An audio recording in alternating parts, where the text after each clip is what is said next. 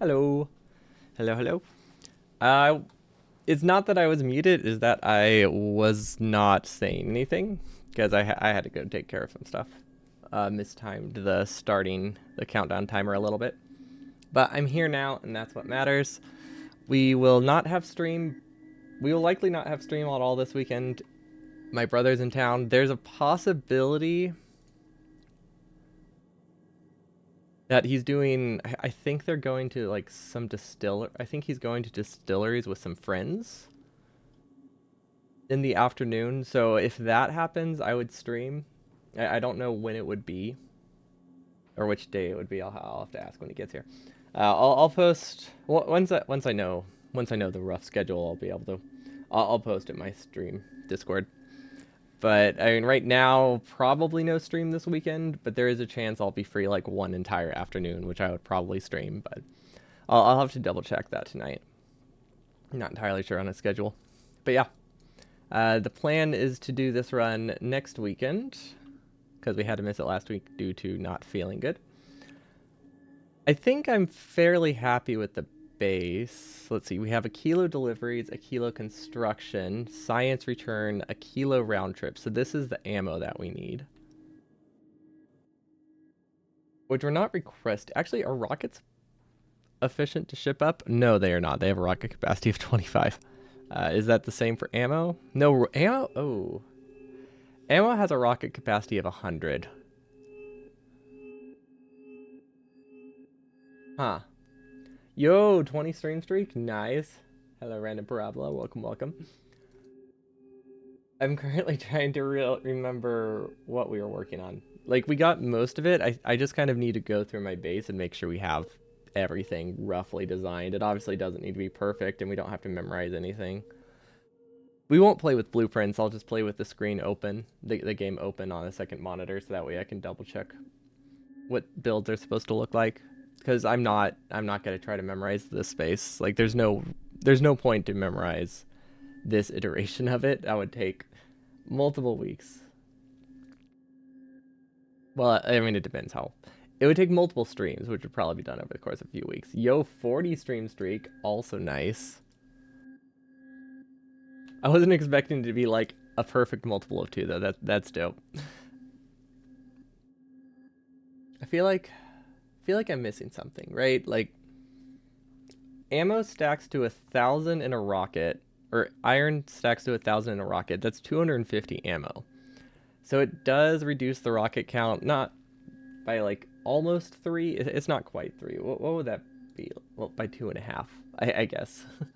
So I need 2.5 times the rockets. 2.5 times less. There we go. I was like, wait, which direction is it going? If I ship up iron, I reduce the amount of rockets I need by 2.5. However, it's kind of annoying to do. It's not a terrible option for me to just ship up ammo because I thought the stack of ammo was 25. I'm very tempted to just accept the inefficiency and launch magazines. Just straight up magazines instead because I can scale up ammo production on novice very, very easily, I think. But yeah, it's hard to say.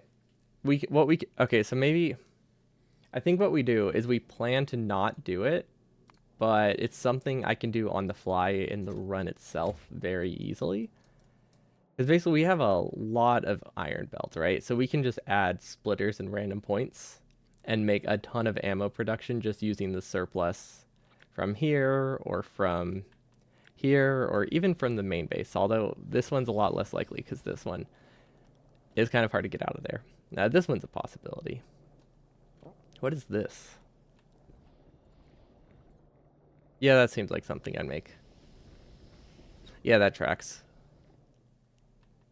Yeah. Yeah, I made that. I definitely made that. But yeah, we have plenty of extra iron. I think it's not unfeasible for us to just accept. Wait, what is this? Oh, this is just belt production. Why do I have 2? Oh, because then I didn't have to worry about side loading. Actually, I don't know why I had 2. I think I was planning on putting something else here. and then change my mind. But because this one was easier than doing like a splitter side loader, so it was easier to build, but it's definitely not a better design. Do we have Oh, I need to practice fighting. We need to load a fresh world. I need to practice. I should probably practice starting on a planet, but nah, we don't need to worry about that. I need to practice defeating the. It's not the small. What are they called? What are the bulldozer enemies called? Demolishers. I need to fight some demolishers because I cannot get that down consistently, and I need to kind of refine that a little bit, preferably without, because I can only successfully do it with exoskeletons, and I would really like to skip exoskeletons if at all possible. You saw Anti coaching Derek on the Demolisher fight? Oh yeah, because he has to have them on for 100%, doesn't he?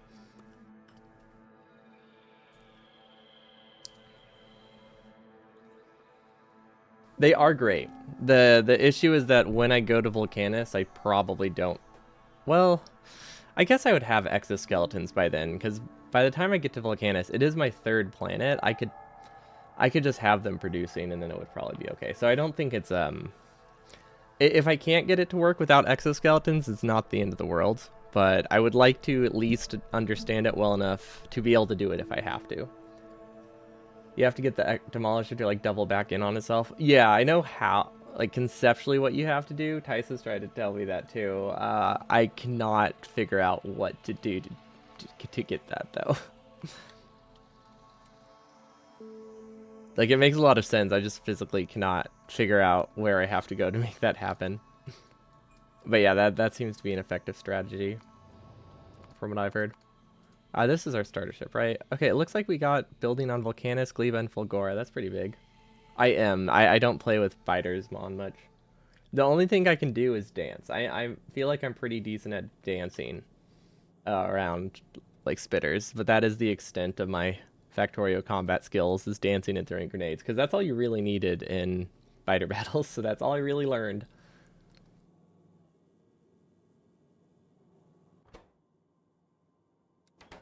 Oh yeah, wait, are we doing this to...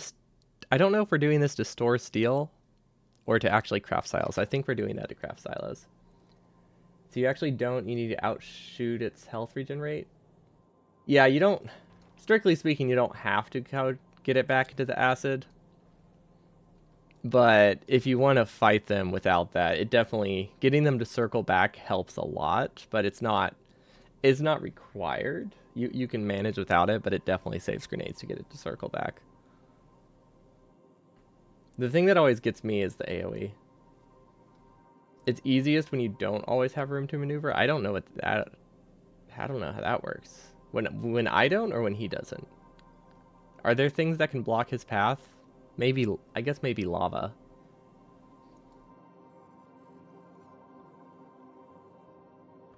But I mean, this seems all right.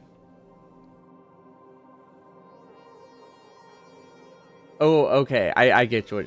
So I read that as it's easiest when you don't have room to maneuver.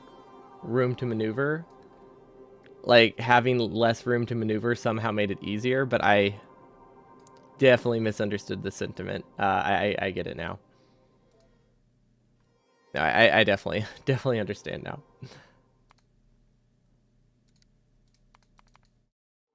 Okay, we're going to do single player. We're gonna open this exchange string. Exchange string. Let's see. Once you plop down like 100 turrets and was trying to learn one demolisher, the second one stumbled in and left you confused which demolisher actually died. That's impressive that you managed to pull in 2 demolishers at once. I have yet to fight that close on the boundary to where that's a concern, but it sounds absolutely terrifying if it happens. We also need to play around with the starting area size. Now that I have my actual base. Actually, let's do that now.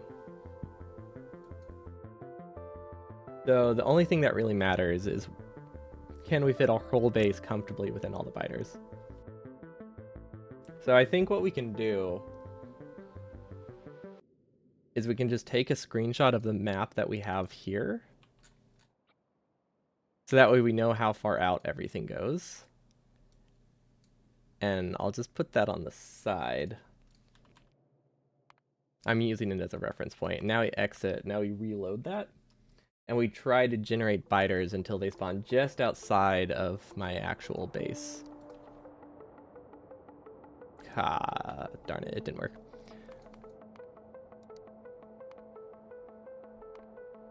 So you were fortunate both were small demolishers? Why the apostrophe? Or why the quotes? Is it because it's still very large? So you've also had one demolisher that would aggro things that weren't in Wormtory. Their pathing is not perfect. Oof. Okay, so maybe it's a good thing that well, they aggro. If something shoots at it, they aggro it. I've yet to see them aggro like a passive building outside of their territory, but they'll definitely leave their territory if you're just mean to it. Okay, so we do preview.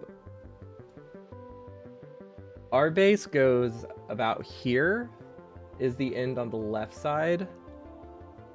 South, it stops here. East, it stops here. So we have this rectangle to work with.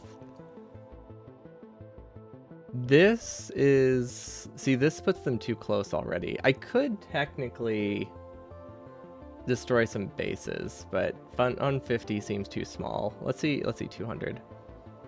This is pushing it, but I think technically everything's outside of biter range. Okay, these guys are not. These guys are on top of a patch, but realistically, like, I can destroy bases, right? I'm not trying to go for the artillery achievement. Actually, am I trying to go for the artillery achievement? Yeah, I guess I can push bases early on. Actually, let's check. Do I have that achievement? Because really Actually, how do I check this? I think I have to go to Steam achievements to check this. Because I have mods installed right now, and because I have those mods, I can't actually see what achievements I have. Let's see, look at achievements on Steam. Because really the whole reason I'm doing this... really the whole reason I'm doing this with biters on is to get a specific achievement. Otherwise, I would just turn them off completely. And use the peaceful button, the peaceful mode option that they have, which makes it that biters exist, but they can't attack. Sorry, not peaceful mode. No spawn. I forget what they call it. No spawns mode. Let's see. It wasn't aggroed. It was just miners outside the territory. Oh, okay, I get you. So like with their pathing, the U-turn is a little bit too wide, so they just try to turn around and crush you. I get ya. That would make sense. Because having to constrain its like turns around staying in the territory sounds a little bit messy. When you could just not do that. Okay, I found my achievement list. Let's see. I am missing defeat demolishers, equip better power armor, legendary modules, shattered planet stuff, big demolishers, legendary fish.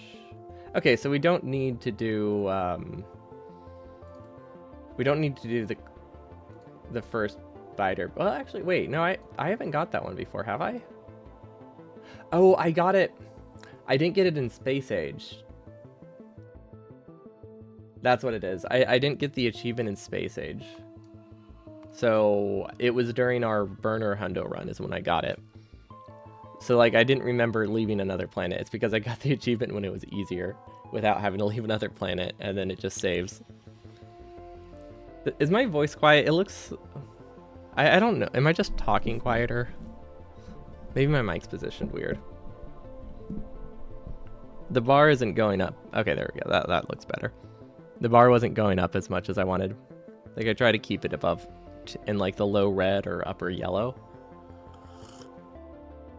But I think it's just my mic was farther away than normal, and with dynamic mics, the drop off with distance is very significant.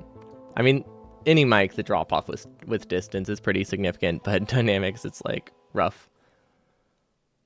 But yeah, it's like 4 or 5 inches closer now. It looks like it's a lot louder.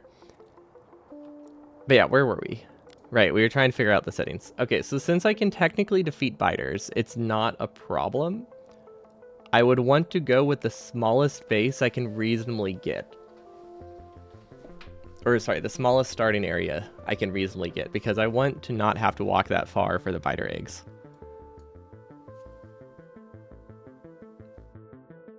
So this base will need to be destroyed. These ones are close. I could probably get away with not fighting them, but realistically, I should fight them.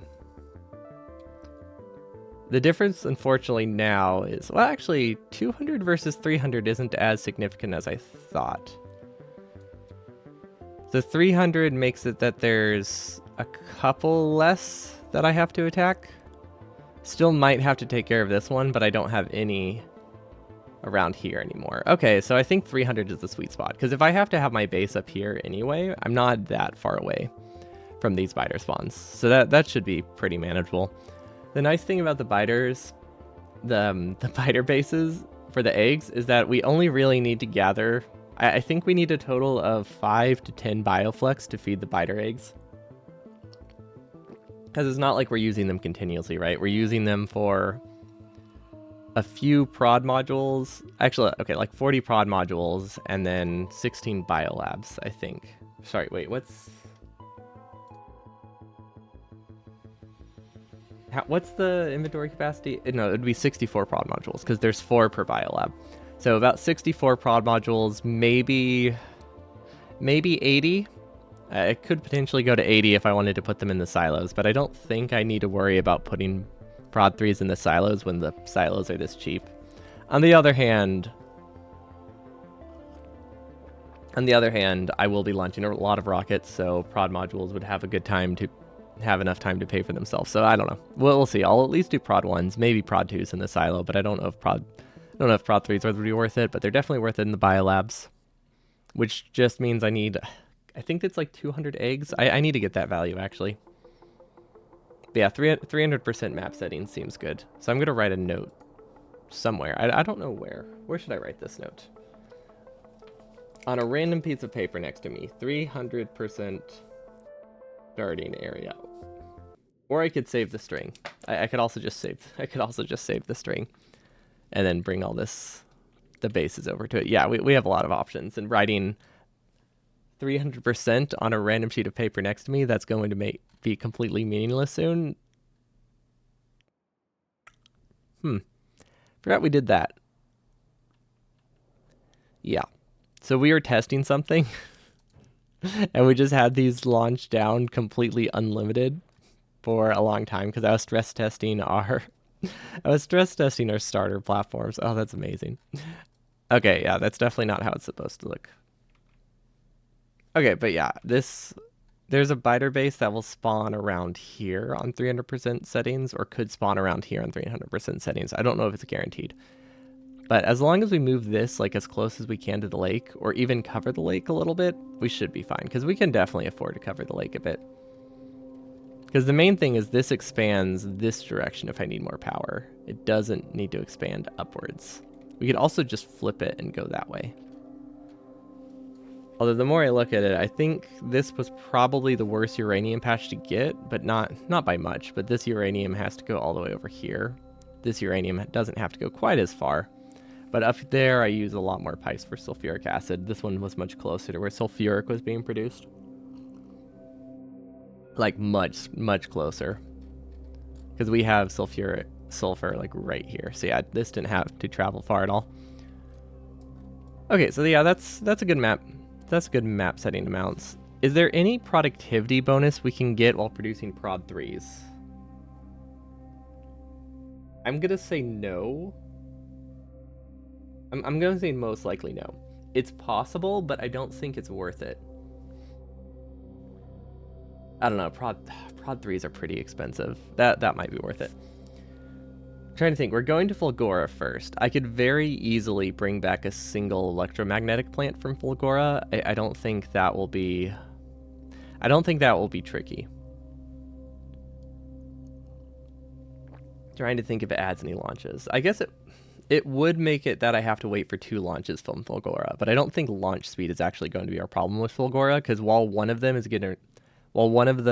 builds is generating rocket fuel, we'll be setting up the second build. So we should have plenty for 2 launches. One for like basic EM plants and recyclers that we'll need for later, and then one for our character, I think. I'm pretty sure the character launch has to be separate. I want to say the player weighs exactly 1 ton. So yeah, if we'll get 2 numbers. Well, let's get both numbers. So that is either 80 biter eggs or 45 biter eggs. What is that? No, 50. It would be like 50ish, 54. It doesn't divide evenly with a 1.5 bonus, but I don't know what it is. Let's see, 80 divided by 1.5. 53. Okay, so we need either 54 biter eggs or 80 biter eggs. Don't know how much of a difference that makes, but I'm going to go with not much. Because capture bot rockets don't use any eggs, biolabs do, so that's 10, so that's 160, so that's 214 biter eggs that we need. And I think we did a test, but I do not remember the value, so I'm just going to spawn one. I will give it a single bioflex. Just one. Oh, I'm in the wrong view, that's why. 1 bioflex. Okay. I think you get quite a lot from 1 bioflex. Like I want to say like 25 or 50 eggs. Actually, no, it's a weird number. It's like 40. I want to say it's not a multiple. Well, it's obviously a multiple of 5. But it's 1 less than you would normally get because there's just enough spoilage, so you don't get 30. You get more like 29.9. So that means we need 6 bioflex for the... We need 6 bioflex total. You know what? I don't think electromagnetic plants are going to be worth it when we only need 6 total bioflex for our biter eggs. Like, that is nothing. We spend more bioflex on the rocket itself and the second rocket because we're definitely going to mess up.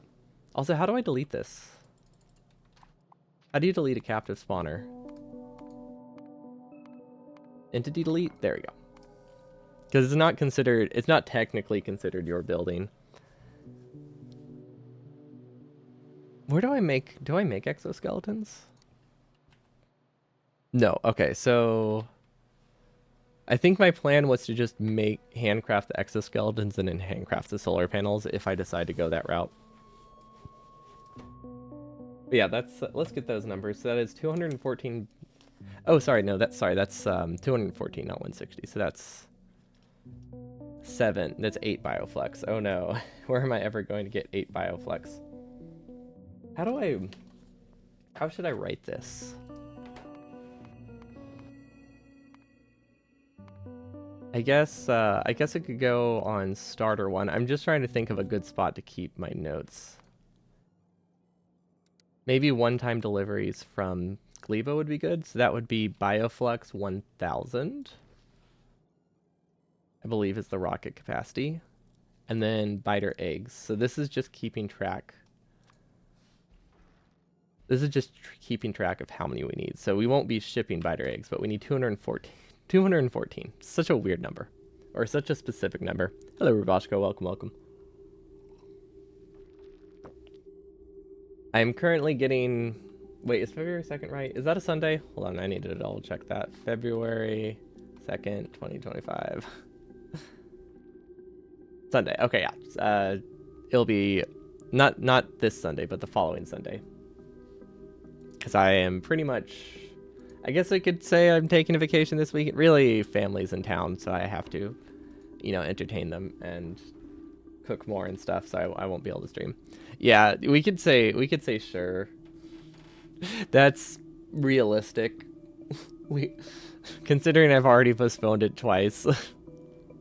Sure is yeah, we can't say that too confidently.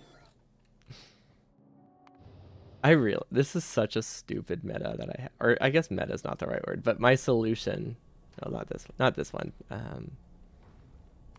this one, so that way I don't have to recycle barrels. I just chuck them off the planet. So every time we launch a rocket, we just throw away 100 steel, which is not a lot. It really isn't. Oh, hold on.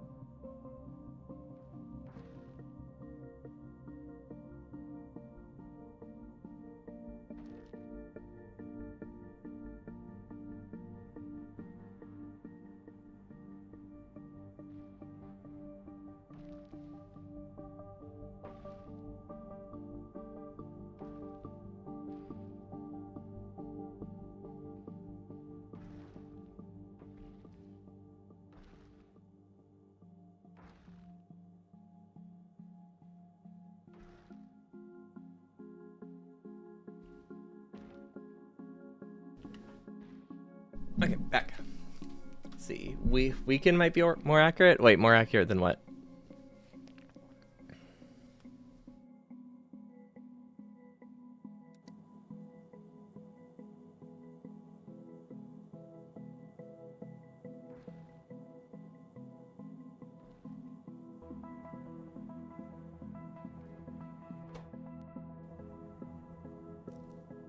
Also, what was it? Oh, right. I was trying to see if this is actually expensive. Is 100 steel expensive? What does a rocket launch cost?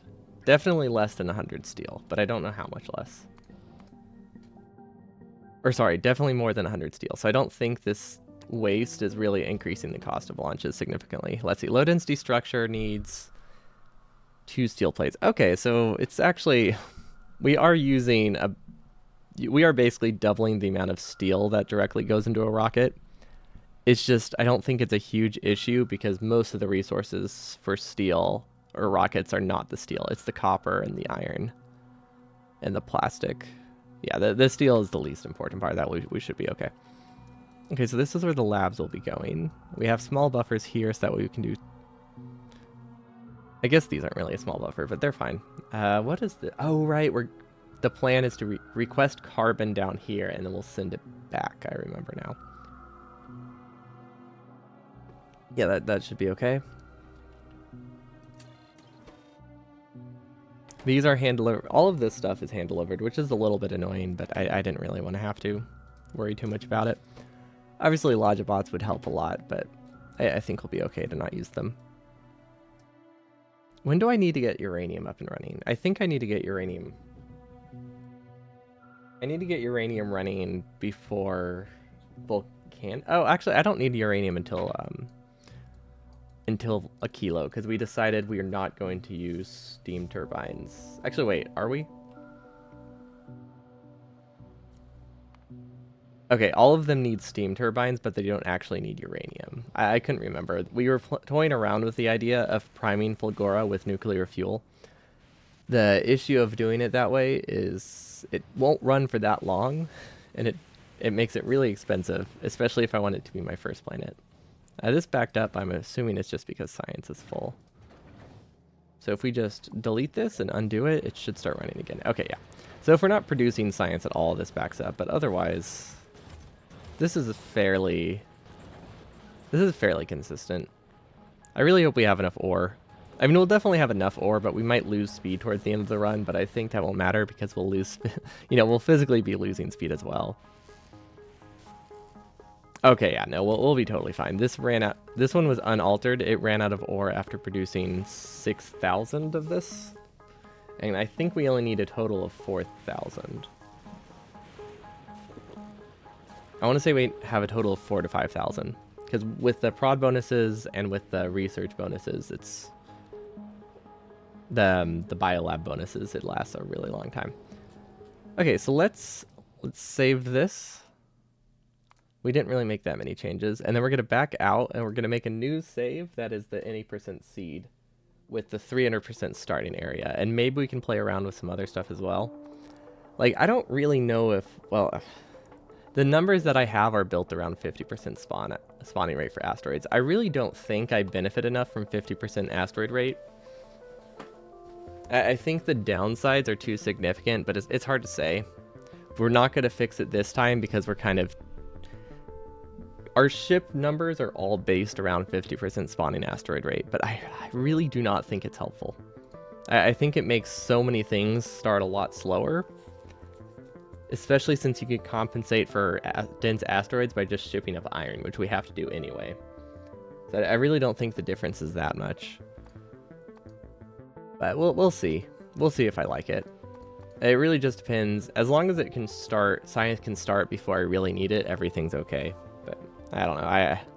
I feel like the starting time on things is just going to be rough. So we go to enemies. 300% is what I decided on, right? Yeah, that looks right. Is there anything else I needed to change? I don't think there's anything else I needed to change. Also, I unmuted, right? Yeah, okay, cool. Sometimes I accidentally mute.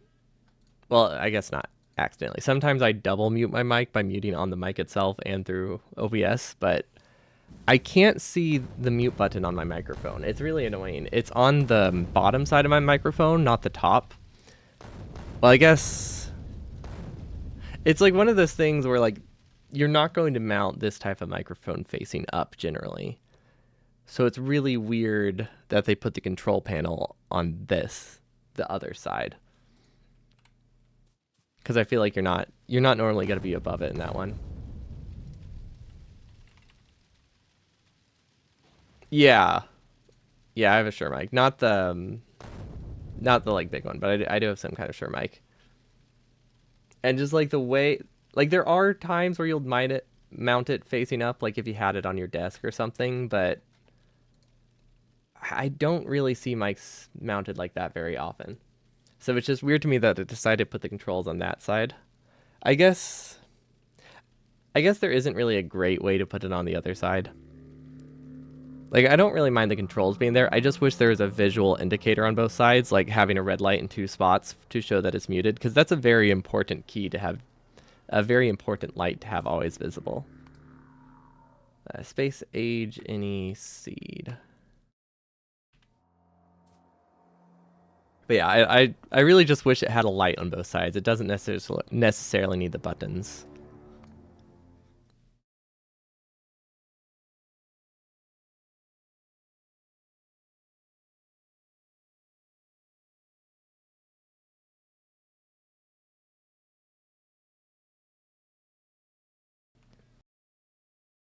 Sorry, huge coughing fit. I think I'm okay now. It doesn't sound like I'm okay, actually. Maybe I'm maybe I was okay than I thought. Okay. We were trying to go to Volcanus. That's cheat. It's not spelled like that. It's not capitalized. I've made this mistake before. Okay. And then I believe that we need to go to editor mode. The patch that we're trying to get is down here. So we'll make a save. And we'll practice getting this guy in particular, because this is the... This doesn't look right. Is it? Okay, when I zoom, it's a lot bigger than it looks. That's what she said. But I was thinking the patch was bigger, but it still fits like 10 drills. I was just zoomed out really far and didn't notice it. Okay, so since we did cheat mode, we need to undo a lot of researches. Okay, so we'll do Spanny.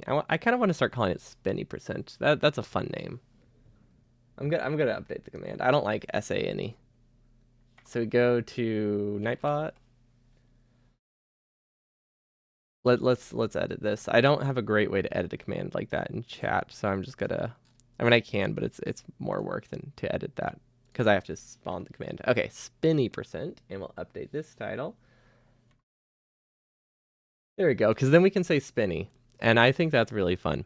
Okay, so we have a spinny demo practice, and we don't have this many physical turrets. We'll probably, by this point, have up to here. I'm not in editor mode. So we need to undo anything that gives us an unrealistic amount of damage we'll be doing to these guys. Nothing affects poison damage, right? Or player speed, like, by default. Health, technically...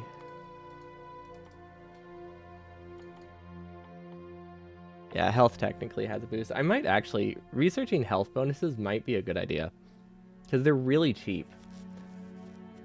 So while I'm waiting for Volcanus Science, I could very easily just start researching some stuff like this. Because I don't think it will slow down any recipes. That would help with the Demolisher a little bit. Probably not as much as I'm thinking, though. But we don't need follower count. Actually, these might be good. Spade, yeah, Spade is another one. But I feel like the problem with Spade or Spaghetti is good. The problem with that is it doesn't really have a category. It just sounds like Spade. Like it just sounds like you're playing Space Age. So I like having any in the title.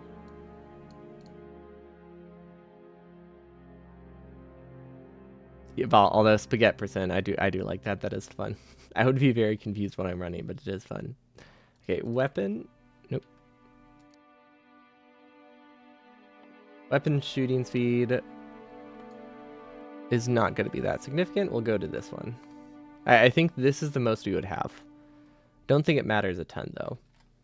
And now we give ourselves some iron chests, and we'll do them outside of the territory, which is about here. Right? Yeah, their territory should be on the chunk border. So this spot is safe. We will give ourselves... Let's just give ourselves like 100 ammo. 1 gun turret, because I think we could realistically have these. I mean, ammo itself is pretty cheap. I can have ammo producing while I do other stuff. The problem is that I can't really... Until I get this patch, I don't really have the means to produce a ton of ammo quickly on this planet. Can you make it directly in a foundry? Probably not, right? No, okay. So you have to craft it out of the iron. Because, like, the thing is, we'll only have about... I think we'll only get about 3 foundries from the rocks that we clear near our base.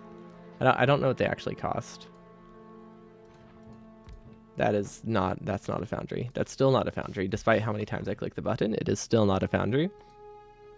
Let's see, where are they? They require 50 tungsten carbide. And I believe that is 100-ish. Yeah, I want to say 100-ish.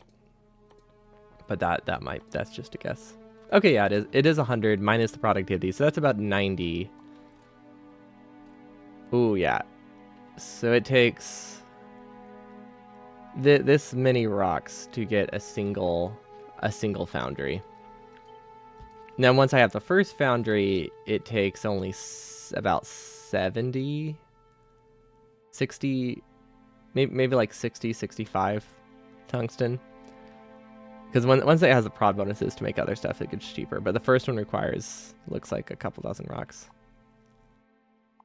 Yeah, like I could mine this, and that would give me enough for almost 3 foundries. So I do really want to get these up and running, because I also have to make the drill before I convert all my tungsten into foundries. So yeah, we don't have as much iron production starting as I would like, but we should be able to manage. But I think we plan around one stack of ammo, 1 turret, and then 1 stack of combat poison capsules. I think will work well. So the idea here is that we place the turret. We don't put any ammo in there. That's not right. Where do I want this? I want this to be 1, 4, 7. Okay. Yeah, okay. I always get confused with where the slots line up with my keybinds because they're not as intuitive as they should be. But yeah, we can fill out this hotbar. The only reason we have this turret is to re-aggro the behemoth or whatever he's called. He's not a behemoth. Actually, wait, does that exist? Is the behemoth demolisher a thing? And it's just like a solid layer at the map border? I feel like it doesn't exist, but that would be really cool. But I don't think there's an achievement. If they do exist, there's not an achievement for one. They don't? Okay. That's a bummer. Although I haven't seen the big worms. So they could be a lot. They could be big enough that it's just like, you know what? We can't go any bigger. Like, we just have to stop there. That's totally fine. Also, I post on my Discord, right? Yeah. Well, I typed it. I guess I didn't necessarily send it. I'm going to double check that real quick. Okay, cool. Double checking our 80% designs. And we're double checking that we sent a message about our double checking our 80% designs. Big worms are menacing enough. Yeah, actually, yeah, let's look at them.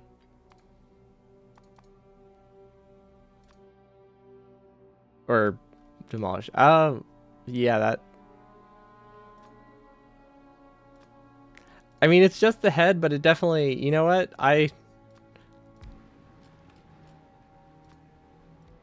Oh my god, that guy. Okay.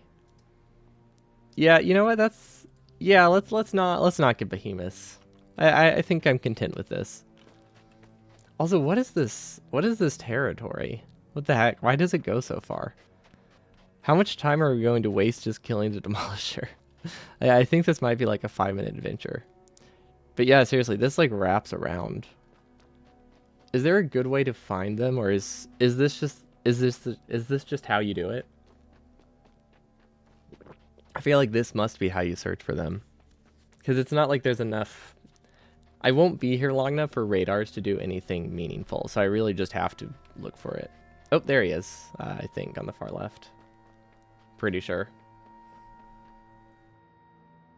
I already hate him. Okay.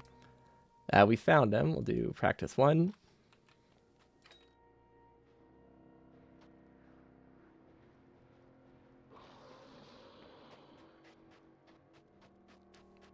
Travel the edge counter clockwise is best. Wait, does he travel the border clockwise? Is that how that works?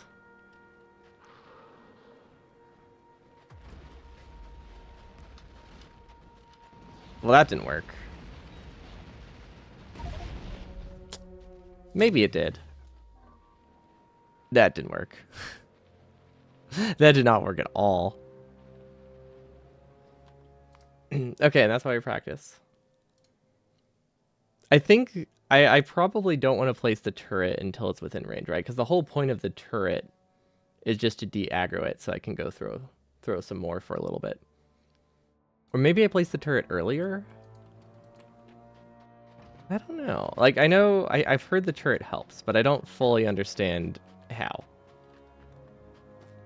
Because once it throws down like the damaging acid, that's when it throws me off. Okay, you believe so. Okay, well I mean, it tracks with how it's traveling so far.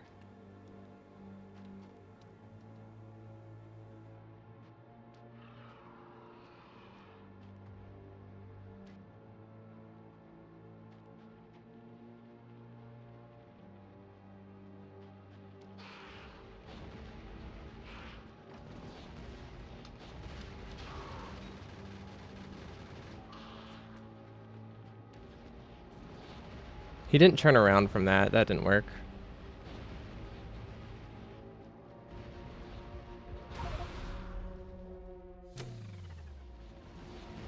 I mean, I almost got him. Oh wait, I wasn't looking. I always look at the wrong health bar. I forget that the head is where the actual health bar is. The segments don't really have anything. I could do more turrets. The problem is they seem to just kind of like immediately get destroyed. But I could definitely try with a couple more turrets, see how I like that.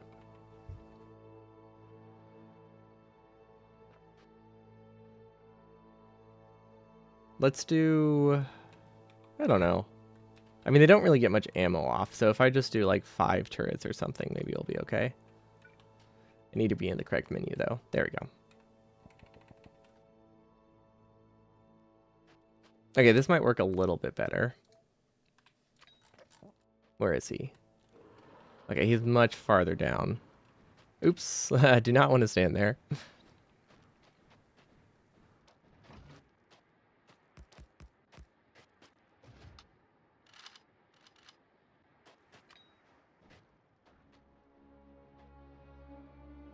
Okay, I think the whole point of the turrets is I'm supposed to run in a different direction, and I think that's what I messed up. Okay, that is, he's much farther away than I thought.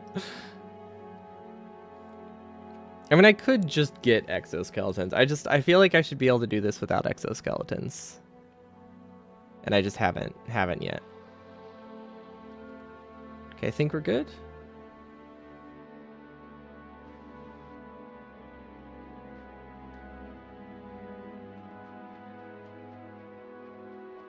Okay, I'm almost out of gas. I definitely started throwing these a little bit too soon.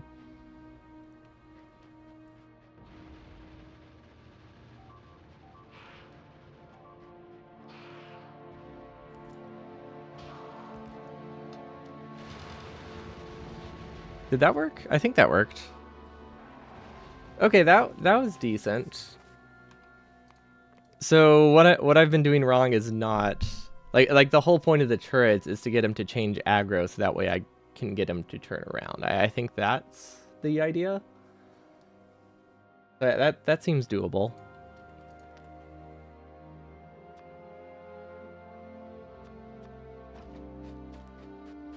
And then we definitely were throwing them a little bit too soon. Although that might have been too little. Okay, that should be good. Because I think I don't know how long these last. I want to say 30 seconds. So I think you could actually wait. If it's 30, I think you could throw like 40 or 50 of them before they start disappearing.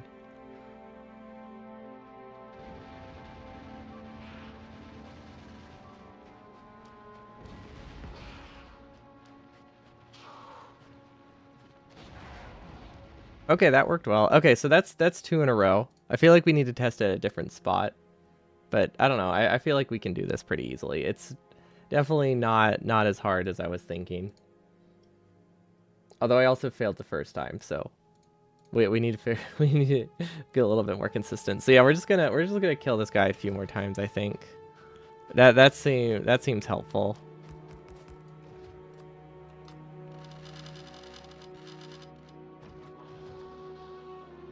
And now we should be good. Okay. Now we start tossing this.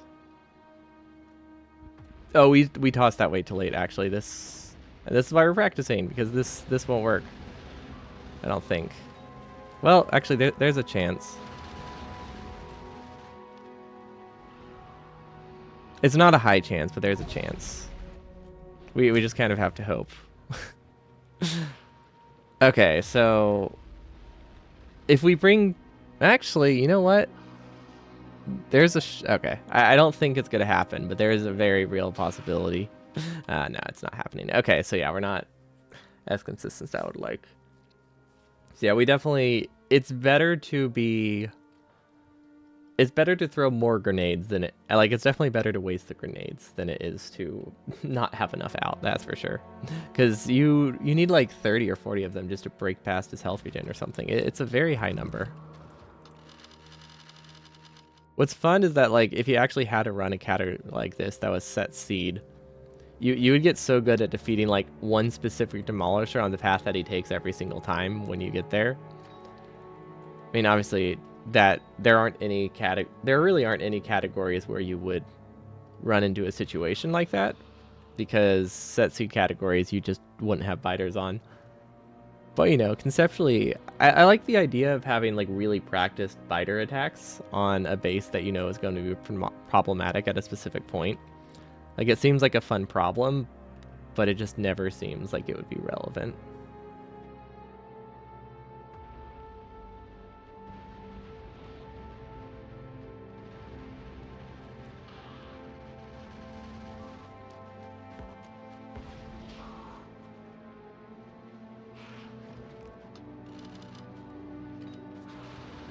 There we go. Okay, that definitely got it right.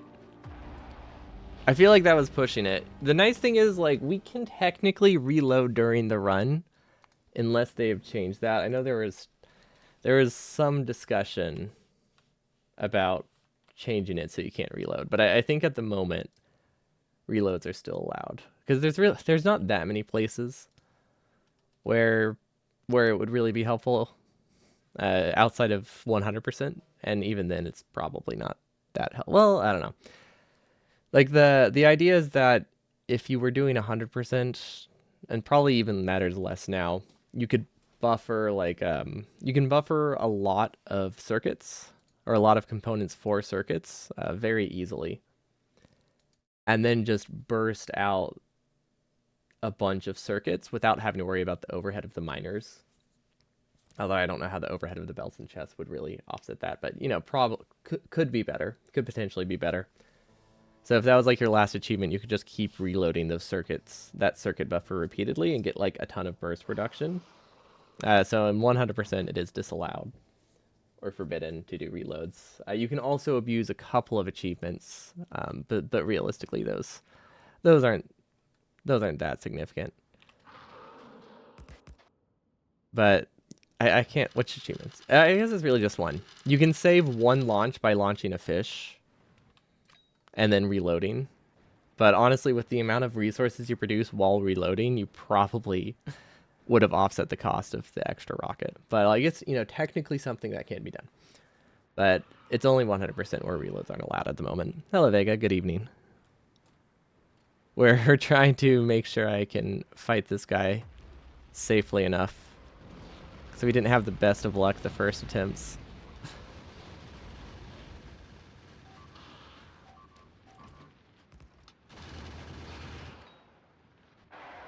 Ooh, okay, that was really good. Okay, I think we're getting better. So now I think we just get him to a different spot. Because I feel like right now I've only practiced this specific spot, and I don't know. I don't know where he'll be when we get here, because there are cliffs around the border. It'd be very reasonable if he was not here. But yeah, using the turrets to like redirect him does seem very effective. Okay, so we're just gonna go into editor mode. We're gonna speed it up a bit, but yeah, we're just gonna practice this a little bit, and then we'll switch over to double checking our designs. Try without guns and standing behind him at a 120 degree angle.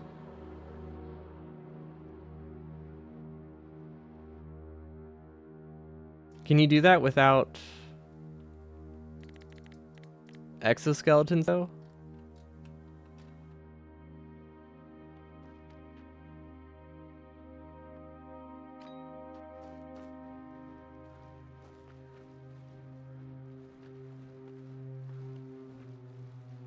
I don't quite follow. We'll call this practice 2, although this one's probably botched. No, we'll just do 1A because I don't want to have to press the backspace button.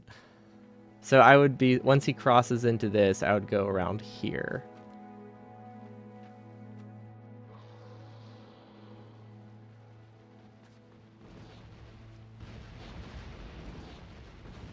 But then what do I do once I get here? See, that's what happens every time I try it. So I have not been able to get it to work. Because I just get I just get killed by I think the lava. I don't think the acid damages me, right? I think that only damages buildings and bots.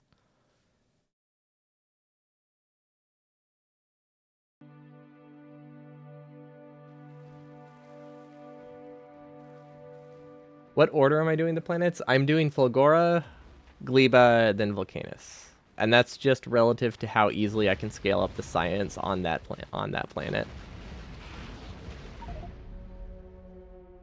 Yeah, that's possible. Like, I can't withstand enough hits to even get to the other side.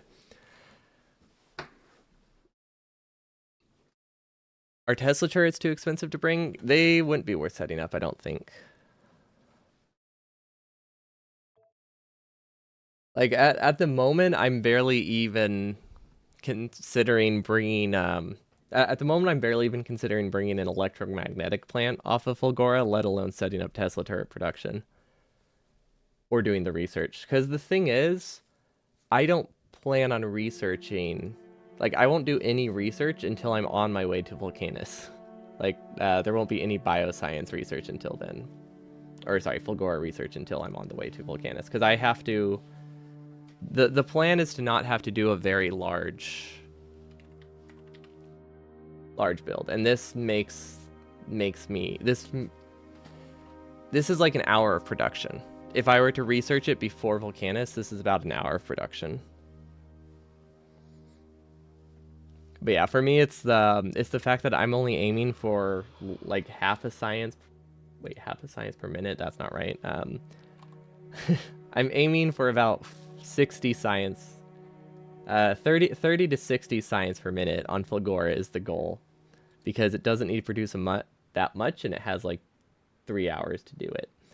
That's why we're doing it first. So yeah, we definitely will not have this.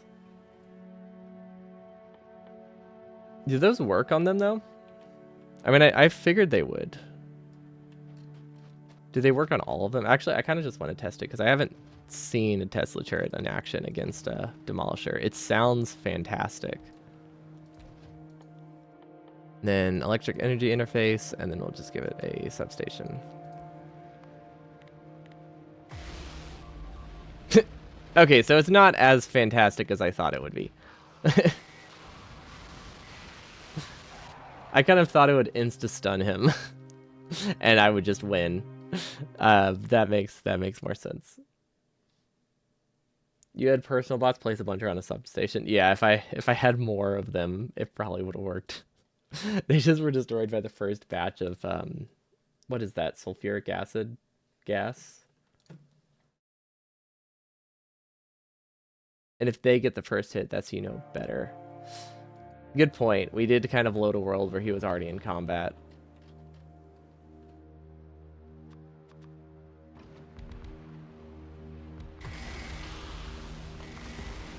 I don't know how these are getting power.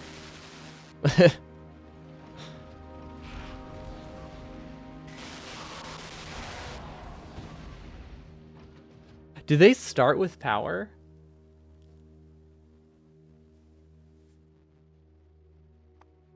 Or do I have something else on? I feel like you don't even need power. Yeah, I don't know. Is it an editor thing? I guess an editor could spawn them with power. Like, I thought I had the network on. Okay, yeah, that's weird. I've never actually... See, does everything start with electricity? Okay, it does. I've just never seen that before. Yeah, that makes more sense. Let's see, discharge defense should also work. I forget that's a thing. I feel like there are some niche cases where it's like incredibly useful, but then most of the time you just kind of ignore it. Okay, so we didn't discover a secret strat. Although this strat wouldn't have been that helpful. It's not like a substation is, you know, hard to get. Wait, how do you power it in your plan? Oh, do you just bring power with you the whole way? Yeah, that would make sense.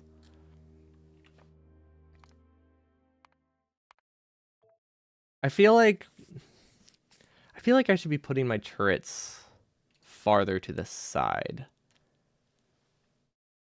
But then they might aggro too early. Maybe instead of doing the middle, I'll do them more angled. That should be work. Let's see. Demolishers are somewhat weak to electric damage. It's like minus 20 and then minus another 20%, right? Yeah, the flat 20 is kind of rough. Let's not test this one. Let's go to this one. That one already was set up. There wasn't much I could do there.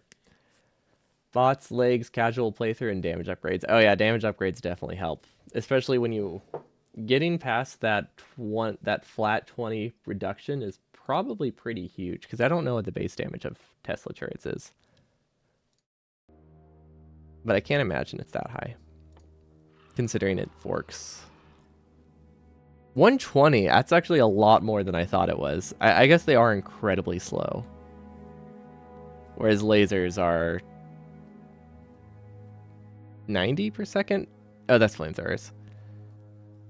Yeah, lasers are like 20. That makes more sense. Let's see. You saw someone get lucky in the Demolisher to turn around while in the poison. If you can do that reliably, that would be awesome. I don't know how to do that without having exoskeletons.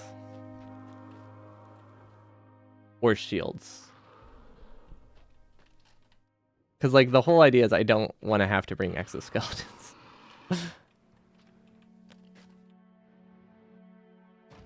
That's why we're trying, like, these strats. Okay, so let's aim it for more this direction. I think that'll make him turn farther.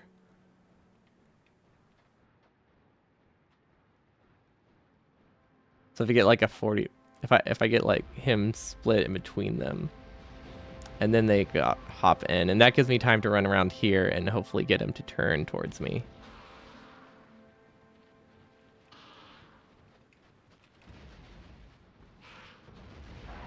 Yeah, see, like that. That's really simple, and that only uses like 50 poison capsules, so I think that works really well. And then with exoskeletons, I can literally just run in a straight line until they die. So like that also is an option. This is the wrong save. Well, let's see if I can recover it. This one I kind of messed up. Let's see if we can recover it. Oh. Yeah, there's no way I can recover it. I just saw where things are. I don't know. We'll try. So you can also do the wiggling to throw his aiming of the fire off. It works like the splitters. Really? Interesting.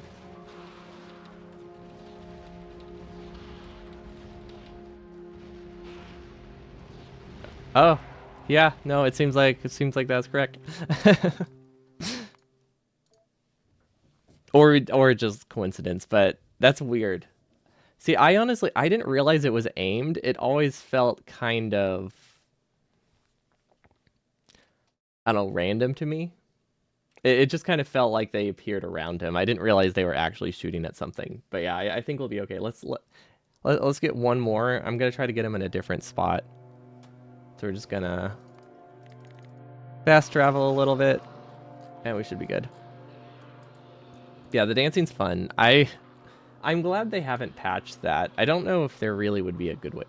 I guess if they just didn't update their aim as often, they would fix dancing, but it would just kind of fix dancing, but it would just make it that they could never hit anything ever, which is even worse. Oh, he can drive over lava? Okay, so we definitely can't attack him here.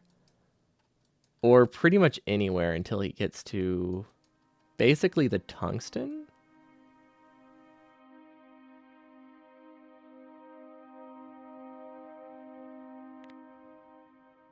I think we can fight him here. So he would travel to this spot, I think.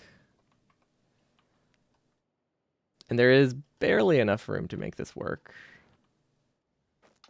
But yeah, realistically, he's probably going to be here or here. Because the other stuff is kind of far away. I wonder when I should start setting stuff up. If I bring... I could use like max distance scroll. Like I could practice and like try to do it on a chunk border.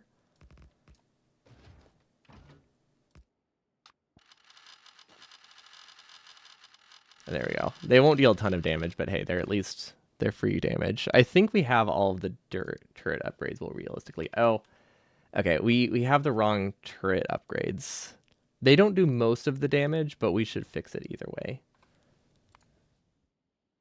But we should be okay without these. We're only supposed to have up to here, but the turrets die almost immediately. They're just a redirect. So we'll see if this still works as consistently. I don't expect it would be a problem. But just in case. But yeah, if I just like zoom out, wait until it's like 2 chunks, and then start tossing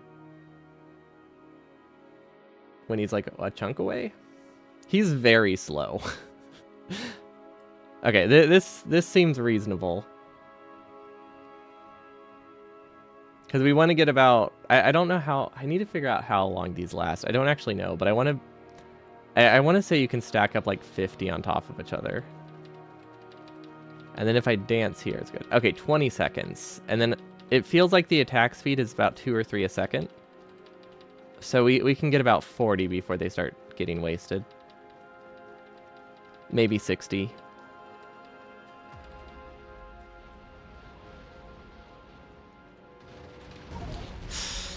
Yeah, see, that's the... Okay, so there's not enough tolerance there to make that work.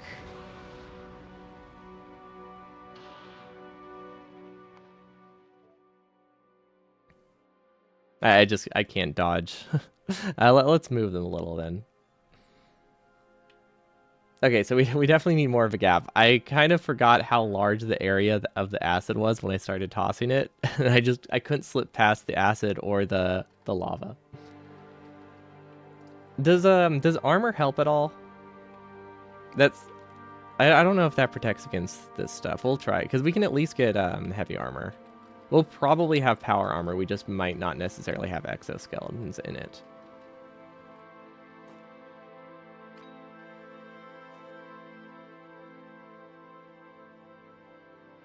Okay, that gives us a little more room.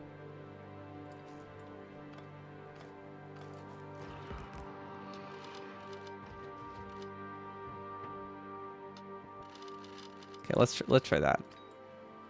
Realistically, though, this is just not a great spot for it. But I think we can make it work because the turrets are in a good spot. I think we're not in a good spot, but the turrets are in a good spot, and we can very easily reach across the lava, which I like.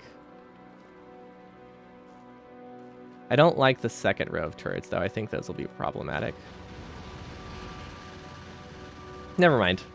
Actually, they work really nicely. This should be good.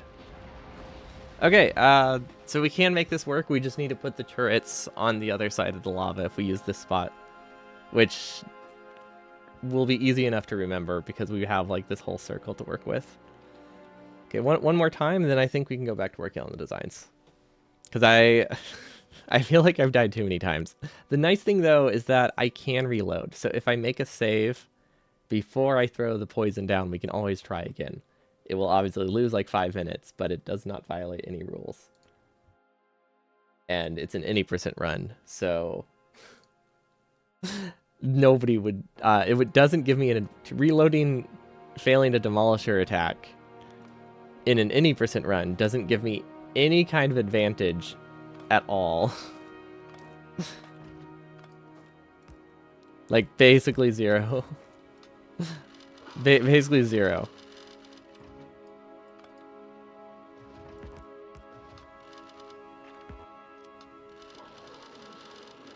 Hold on. I don't know. I would have trouble placing that. But yeah, reloading does not improve your final any percent time at all because nobody who's actually just doing an any percent run for speed will have demolishers on. Because there's no reason to. I just really want the achievement. Let's see. Shooting speed is 2 per second. Each is 320 damage over 20 seconds. Okay, so that means 40 of them can stack on top of each other.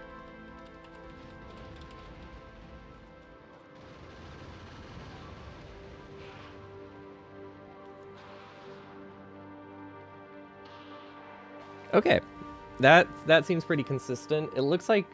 I feel like the extra turrets helps. Like, 1 stack of ammo is very easy to get, and a few gun turrets is very easy to get. Because the thing is, I'm going to be lazy, and I'm just going to send up an entire stack of everything when I build this ship. So we can drop down as many as about... We can drop up to, like, 30... No, we can drop up to 40 gun turrets on here, and it's not a problem. Okay, then I also wanted to cheat Liba. Because we turned up the starting area. No, that's not right. / editor. Let's see, if nothing else, turrets are great at redirecting you. Yeah, that's the entire point of them. There's actually no other reason I have them on other than redirecting aggro. Why are there no biters? Why are there no... Did I do something wrong? Why are there no bases here? Why are there no eggs? What? There's supposed to be so many eggs here. What did I do wrong with the generation?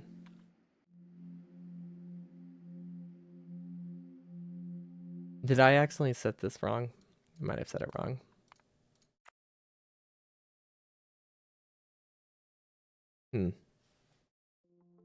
Single player. And I wasn't basing that off the map preview, to be fair. I just was testing it in the actual world. I had eggs here. I feel like those should be consistent with each launch. Oh, maybe they were here. Maybe I was looking in the wrong... No, there are eggs. Oh, but this is the starting area. I can make the bases more frequent, right? Is that a bad idea? Probably not.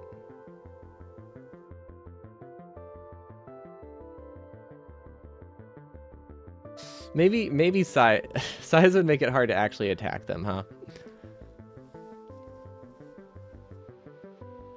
No. Okay, nothing I'm doing is changing the size of the ones that I would actually grab. Not significantly, at least. That might get one more dot. Oh, that's not right. That has to be 300. Maybe I was testing it on 100? No, that definitely looks right. No, we were testing it correctly. Yeah, okay, I don't know. I don't know what's up. Also, is this correct? Wait, is that where I... Wait. Where am I building my base? I don't remember where I'm building my base. This doesn't look... This just doesn't look right to me. Did I load the wrong save? Seed? No, that's the right novice. This is iron, right? No, wait, which one's iron? This is copper. Iron we get directly from the plants, so I think... None of these feel right. Neither of these feel right. It might be this one. I think it's that spot. Wait, is that a copper patch over there? Wait. Let's go to that stone. I don't know. For some reason, it looks like there's copper right there. If there is, I definitely need to slightly redo my planet because that sounds amazing.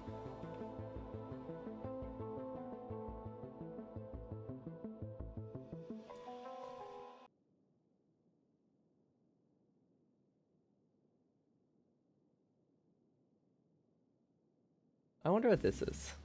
That happens every time. Rate calculator has to translate dictionaries, and I do not know what that means. Cheat. Leva. Editor. Okay. How long is the run going to take? I have no idea. Because it's completely unpracticed, I expect it'll be like an 8-hour stream. Huh.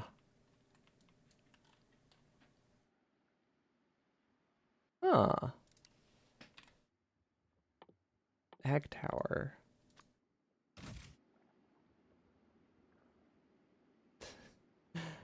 Huh. Okay. So, like, this is technically something I can do. It only has access to like 3 planting spots though. So that's kind of a problem. So even though I technically do have copper here, and I could use it to start, I would only be able to get like 3 copper plants. So that doesn't sound worth it. Wait, why can't I plant? Okay, there's no way this is the same seed. What did we do wrong?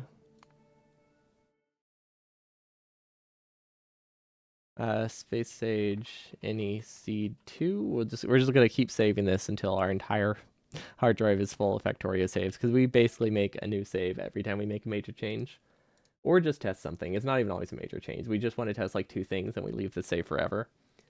I think I have almost 100 gigabytes of Factorio installs right now, and that's a mix of the game being installed, like it's a mix of just the actual game.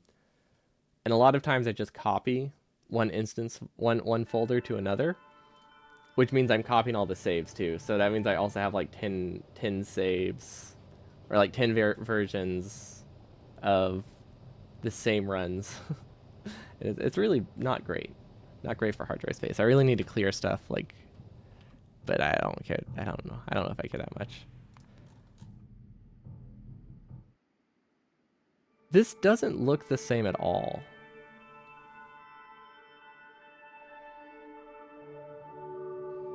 Did I go to the wrong direction? Is that what it is? Oh.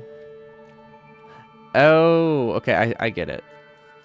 I assumed, I thought my base was over here to the right of the starting area. My base is actually to the left of the spawn. So that's why I didn't see any biters, because I was looking here, not in this patch. Okay. That's pretty good.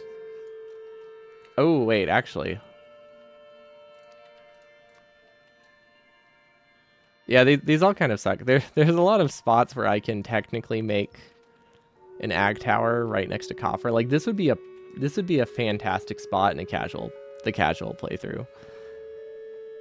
The problem is, like, just to get a couple things started quickly. But it's kind of rough that it only has... This would have 4 planting spots for iron, and I think we need... Actually, I don't know how many we need. We don't need a lot. But I think we need at least, like, 10. Let's see, that has 3. This has 19. So it looks like we plan to have about 20 for the ag tower. For the copper ag towers, and 10 for the iron, although I know a lot of these aren't used fully.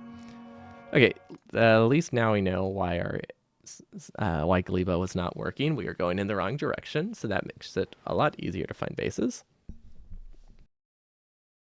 We'll probably be bringing... I imagine I'll be bringing piercing rounds, right?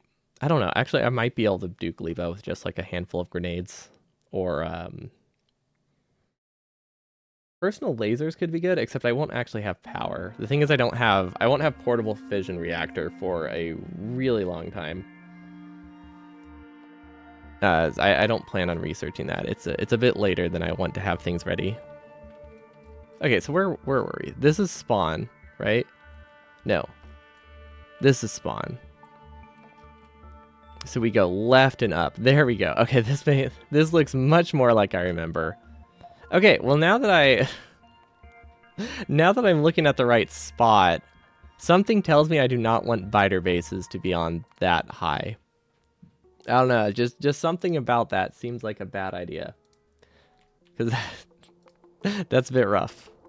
I don't think I could do that.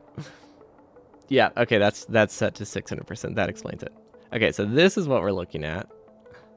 So let's do 100. Even that feels like it has a decent amount. 600 is definitely... Yeah, no, we don't need 600. What's the minimum? Why are there so many? Are those just multiple bases? Not entirely sure how that works. One day I'll understand Factorio map generation, especially the cliff thing. I still want to know what the optimal generation is for getting a 100% cliffs. I think either Derek or... I imagine either Derek or the Doe were doing some tests on that one. I think Derek's working on 100% space age, and Doe is working on 100% normal, which means both of them would need cliffs actually turned to a good level. Editor, cheat, Gleba, close enough. There we go. Okay. And now we go this way. So this is at 70% bases. Okay, so yeah, these don't all spawn here.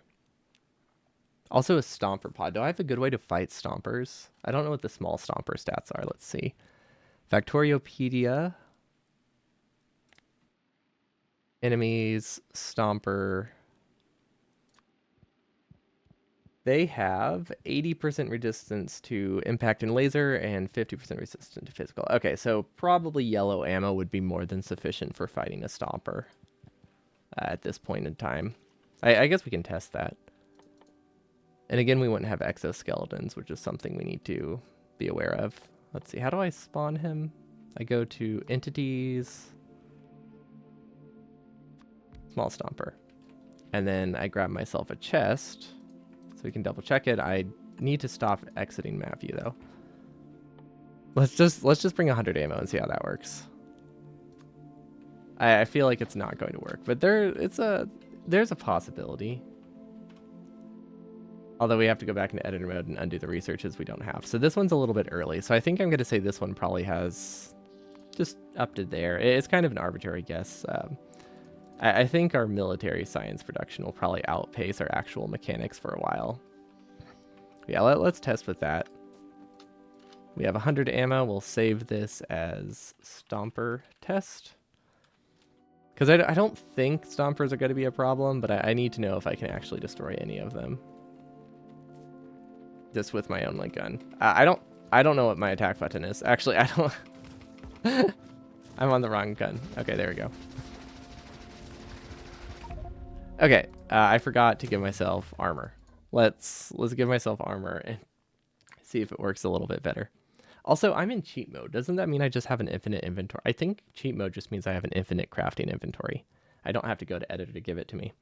Because I don't normally play with cheat mode on because I thought it just unlocked everything to use in editor, but it actually gives you new tools to use outside of editor, which is really useful. Yep, like this. It gives you access to this, which is super helpful. That doesn't do anything, but this does. Okay, I said I wanted armor. We'll just go with basic heavy armor. Okay, and let's actually equip the right weapon this time, and then we should be good. Yeah, I think we'll need some turrets if we want to defeat stompers. We'll definitely need turrets. They have a lot more health than I thought. We could also do laser defenses, but I think those are expensive.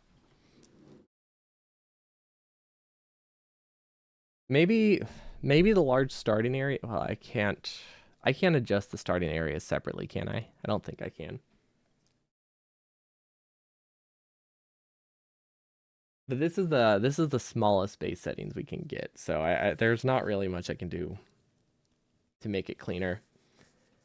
We might be able to skip destroying a lot of those because I think along the edges they have much smaller much smaller spots for eggs. So that has a decent benefit of if it's large, we can just kind of scrape the edges and run away.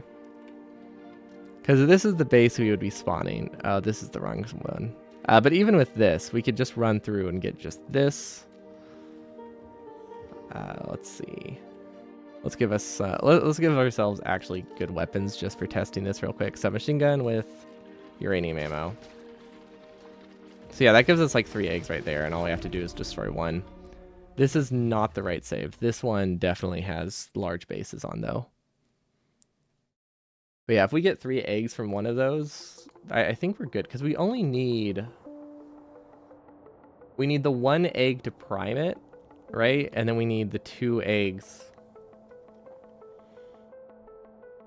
We need 1 leg to prime it, and then 1 leg for the biochamber itself. So that's 2 eggs. Can you start this with 2 eggs? Is that all you really need? I mean, obviously more is better, but is that the bare minimum? Or do I have the recipes wrong? Let's see. Biochambers cost 1 egg. Egg breeding also costs 1 egg, I think. Let's see, where is it? Okay, so yeah, you just need 2 pentapod eggs to make the biochamber, and then you can start breeding them. So we just need to find a single base. So I think we could realistically just kind of run over here and yoink that without any major issue. Because they're in different chunks. So I think this will work. Never mind. That didn't work. That did not work. Okay. I was hoping that they were separate bases so the aggro distance would not overlap. I was very wrong. So that did not work. If we have a rocket, that might work. I don't know. I'm assuming the aggro is based on me shooting them. I don't think it matters how far away I'm standing.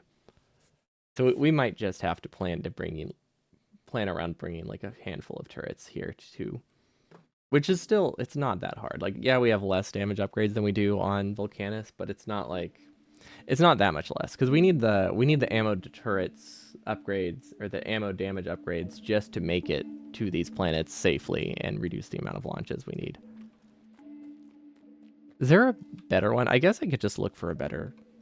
There's no real reason I have to go up here. Because the only reason I'm actually going for these ones is because they're near where my... Oh, wait. I just saw this lone one over here. I feel like this would be safe to grab. This seems reasonable to me. And then we finish the rest of them off. We do not have any heavy armor, but that's okay. And there we go, 3 eggs. And we have 2.5 hours to figure out how to use them. So unless we somehow take 2.5 hours after landing on Gleba, I think we'll be perfectly okay.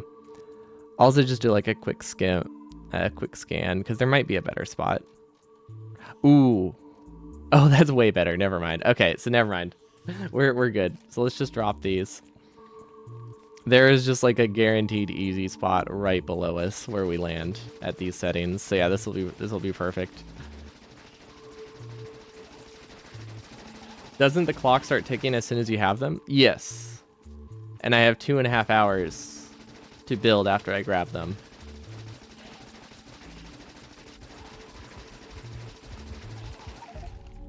I thought that would work, but I got the info I needed. Okay, so we'll get about 5. We'll get at least 2, but we could get up to 6, I think. But yeah, the clock does start ticking immediately. It's just, oh, this is any percent. So it's 2.5 hours per egg.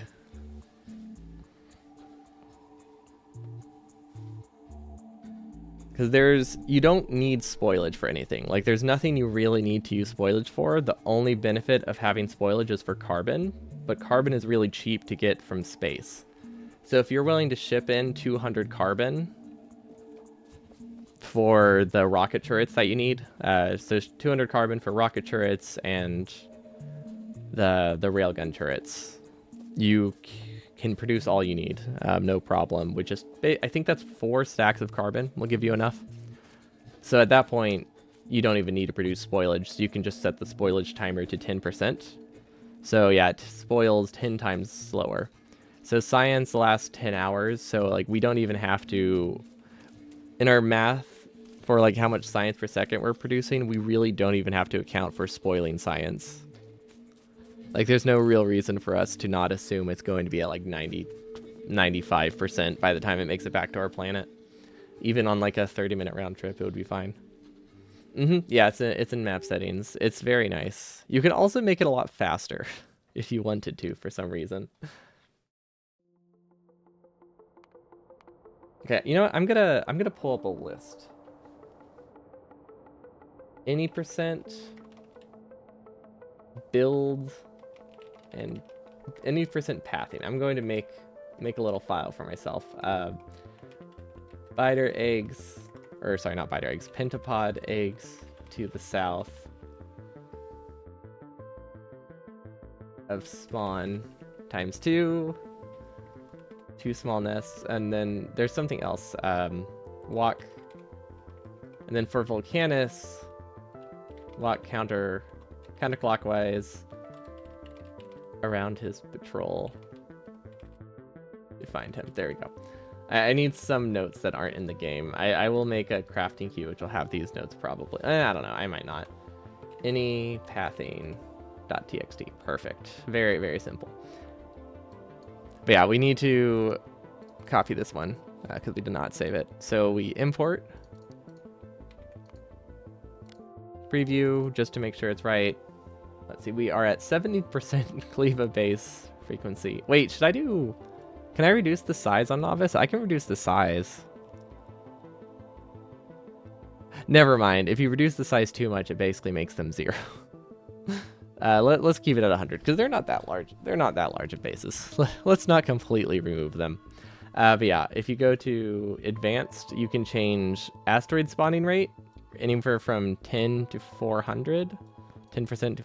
I'm assuming it can't go higher. Yeah, 10 to 400. And then spoiling rate can go from 10% to 1,000%. So you can either make it spoil 10 times faster or 10 times slower. Which, honestly, that might make a good, like, meme run. If we do, like, we have to escape Gleba, but also things spoil, like, 10 times faster. That could be a fun one. Actually, that could be interesting. Because I like the idea of doing planet starts, but I think if we do different planet starts, but also add something on top of that, that would be really good. Like, I think we'd be onto something there. So I'm going to add that to my Meme Run Monday list before I forget that, because this is very, very important. But is there anything I'm forgetting? Like, is there some huge oversight that I have in my base? Like, that, am I forgetting... like rocket fuel. Actually, am I forgetting rocket fuel? I might be forgetting rocket fuel.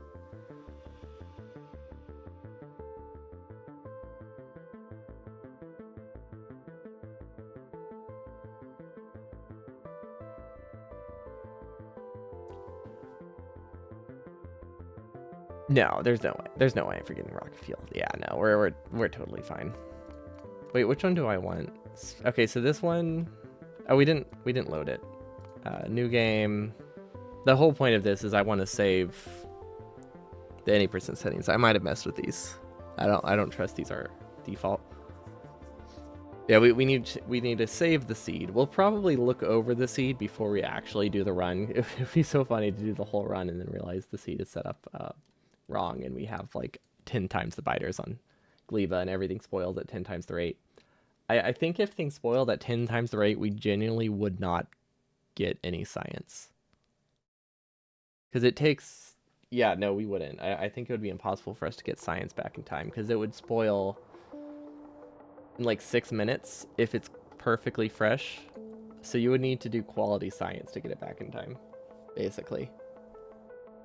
If you wanted to have research on novice. I think in a situation like that, you would probably just do your research on Gleba and just accept that you're never getting any infinite research because I don't see how you could really get the biter egg stuff.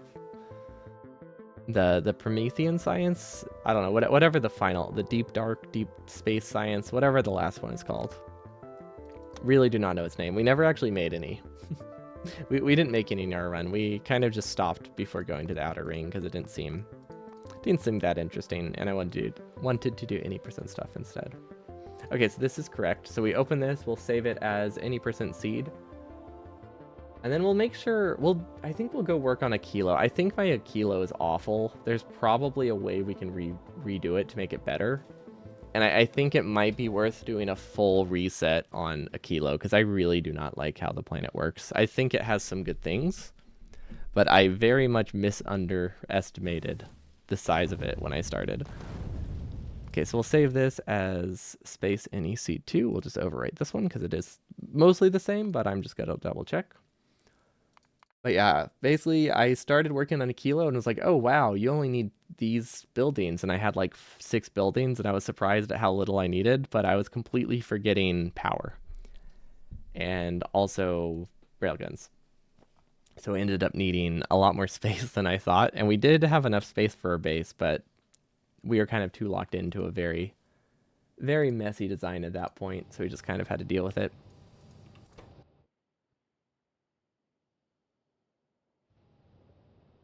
Let's see, where is a kilo? But yeah, this is our kilo. It's honestly, now that I'm saying it, it's not awful.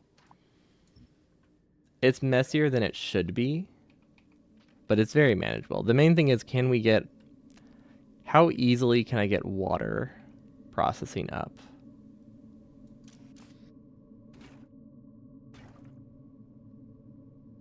Okay, so that thaws. Okay. We need... Yeah. Can I move this over one?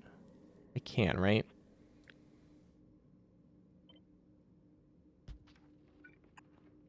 I think if we move this, it actually works a little better. Because now I can do an underpipe.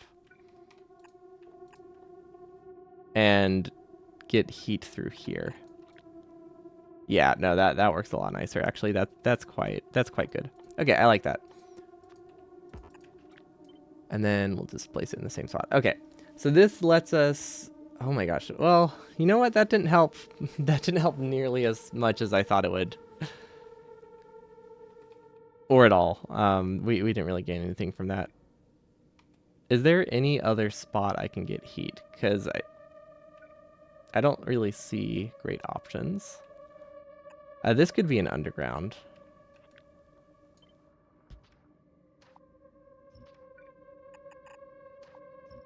And I don't know how that benefits us, though. Okay, well that works, right? There is clearly more elegant solutions, but this technically works. So now that makes it that heat goes directly from the nuclear reactors through here around, and then this goes here. Because the way it was connected is it went up, and then it went around, and then it went through these heat towers, and then it went down.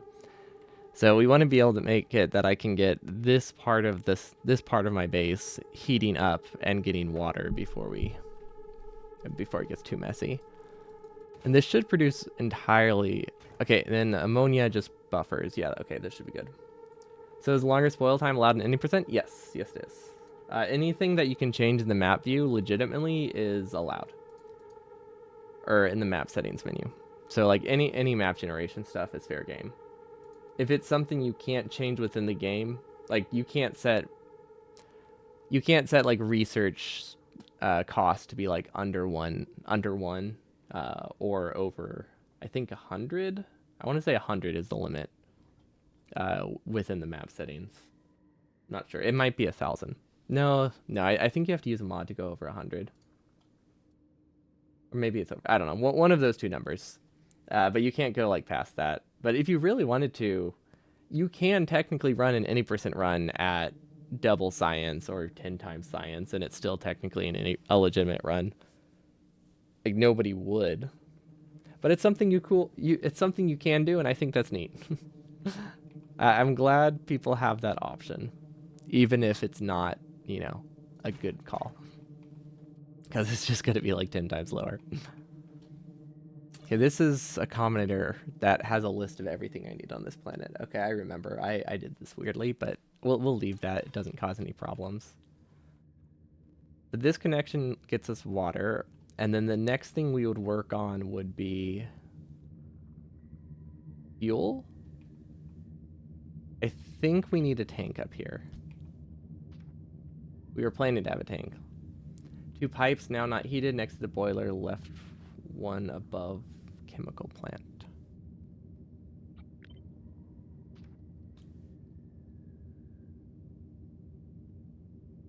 Oh, you're right. Okay, so we need to figure out a better solution to get water over here then.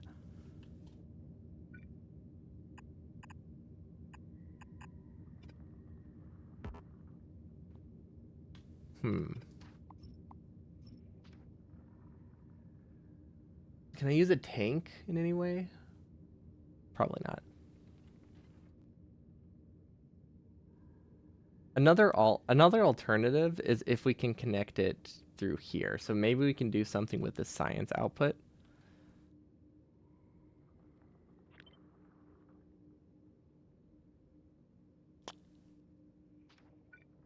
We don't have a ton of flexibility there. Never mind. I don't know if we can really move that one.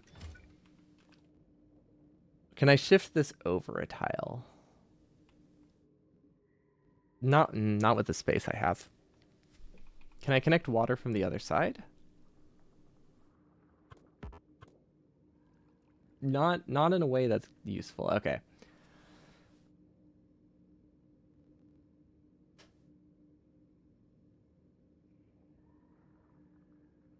Or sorry, not useful. Not in a way that isn't terribly messy.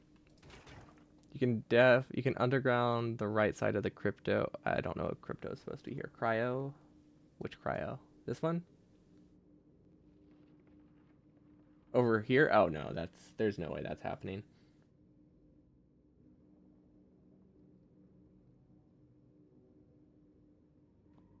That seems too messy. Well, okay.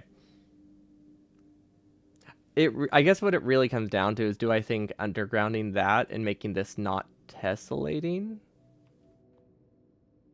it could be worth it. So okay, that's a strong maybe. Let's see, that doesn't affect enough. Wait, that doesn't even affect multiple. So yeah, that can go here.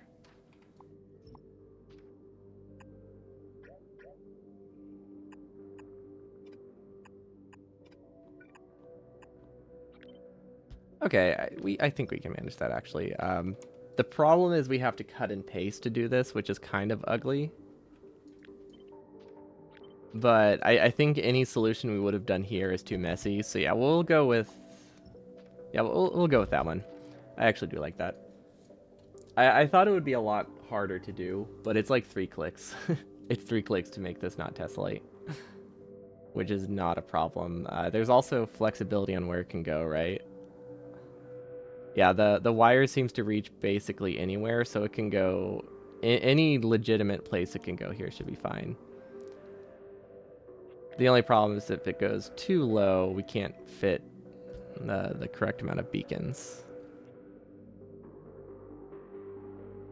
But I'm not too concerned about that. We can fit even more beacons if we do that. I like how the crafting speed isn't changing, and I keep thinking it's doing something, and I'm messing stuff up. It's just because there's no power. Also, they're frozen. It's kind of both of them, but there's nothing that would make them work. Yeah, it is a little cold. We don't have fuel production set up automatic. So like, there's no way we can really prime generating heat without bringing some nuclear fuel. And it can't even sustainably heat itself without some nuclear fuel in general. So it's not, it's not a sustainable design, but it only needs to run for about an hour. It's cold in my house. I mean, it's cold IRL too. It's definitely sub-zero. I don't know how sub-zero though. Well, it's cold.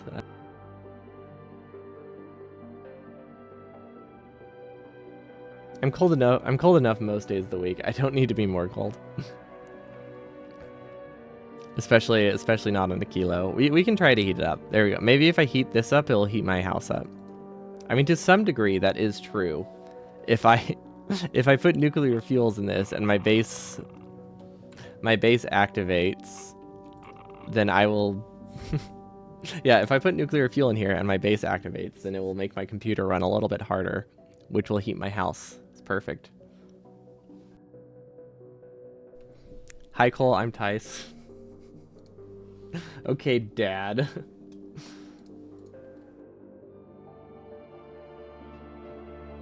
My the one that we got a lot growing up was anytime someone said I'm thirsty, someone would be like, "Hi, I'm Friday." And it's just obviously that part's just a lie, like you're not Friday, but it was such a great response to it. Place the heat pipe now in the gap, or was not that thank you, I just forgot. That is awful. Sometimes it went longer, like there's also like a chain that's like, "Hi, I'm Friday. Let's go on a date Saturday and have a Sunday," and you're just like doubling down on all of it. And it's honestly, it's not awful. It's a bad pun, but I like it. It's like that vibe, but it's a fun little tradition that really doesn't come up that often. This is a weird pattern. Is there even a pattern? I don't even think there is a pattern here. I think I just place them until it works.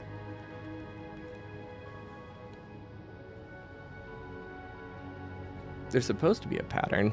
Oh, I see what it is. I'm not consistent about if I place it on the top or the bottom. Okay, that makes it a little bit better. If I'm just willing to spend extra heat pipe, I can just place them everywhere. Okay, is this working? This does not work. We messed this up. No, wait, never mind. We didn't mess it up. Okay, I believe we have all the numbers we have written down. This looks like it will start a lot faster. So we do this section first. And then we do infinite heating, which is this section, which is a little bit messy, but it will make it that we have sustained power. I think it looks like we're running 2 of these fully, so I'd say we get about 100. We get 80 to 100 megawatts out of these heat pipes. I think our max consumption is. It peaks at 120, so we just have a couple of other engines to make that possible, but on average we consume about 70 to 90, depending on if we're doing research or railguns. So yeah, that should be totally fine. It's wild to think we only need 2,000 science. I keep forgetting that it's such a low amount. The only problem is you can't really do it simultaneously with the other sciences, and you're limited by fluorine. So I guess that's 2 problems. Okay, so this is not going to have a consistent pattern. We're just going to place whatever the heck we can, and it's going to be messing. Is the power split intended? Left side of the turbines are extra. What power split? Oh. They must have been moved when we redesigned something.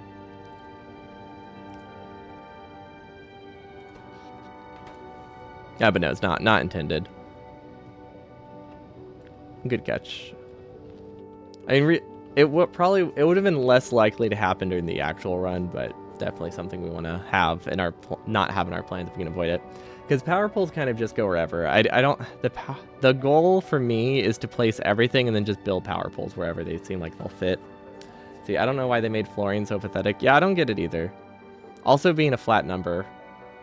Like, I guess it's cool that it's slightly different than how oil works. But I don't know. We have any percent settings on right now, and we have like 6 islands nearby, and none of... Oh, sorry, not fluorine. Lithium. Which one's fluorine? Okay, fluorine's the one that's you'd never really run out of because you use like none of it. Because most of it's recycled. Okay, so lithium, I mean. Lithium's the one that's kind of annoying. It produces really slowly, and you can't increase the oil saturation to get more speed because it doesn't work like that. It's just like a flat 3 per second, right?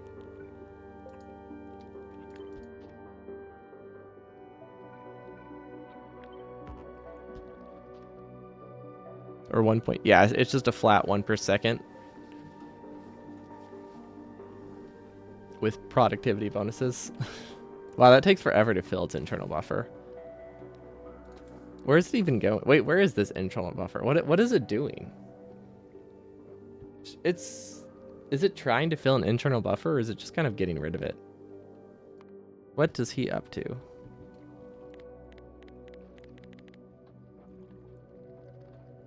Huh. What if we speed it up?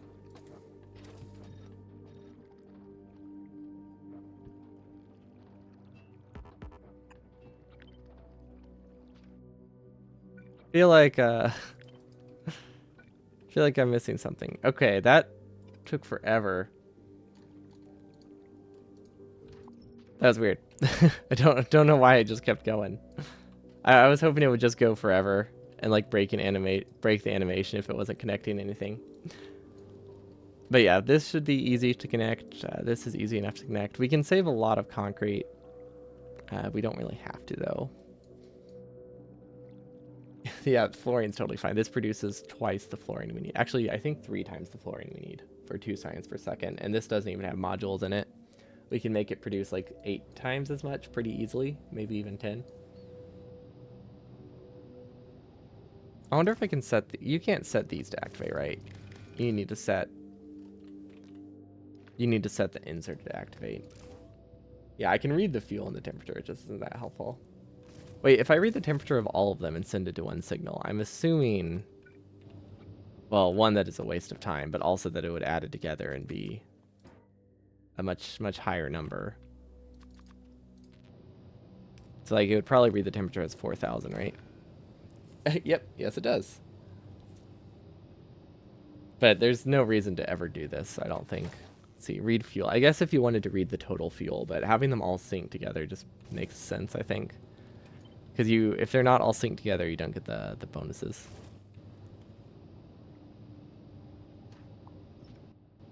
I do not have an ice platform maker, so we only need... Actually, let's get an actual number. I'm pretty sure we only need about... Oh, we can get it here. We only need 67 ice platform, and you get enough from the starting rocks. But yeah, that is a very valid question.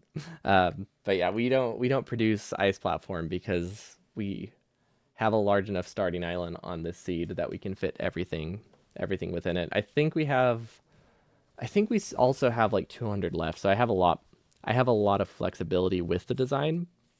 So it doesn't have to go in one specific spot. It definitely helps because I know it fits there. And if I shift it over at all, it does use like a 50 more ice platform.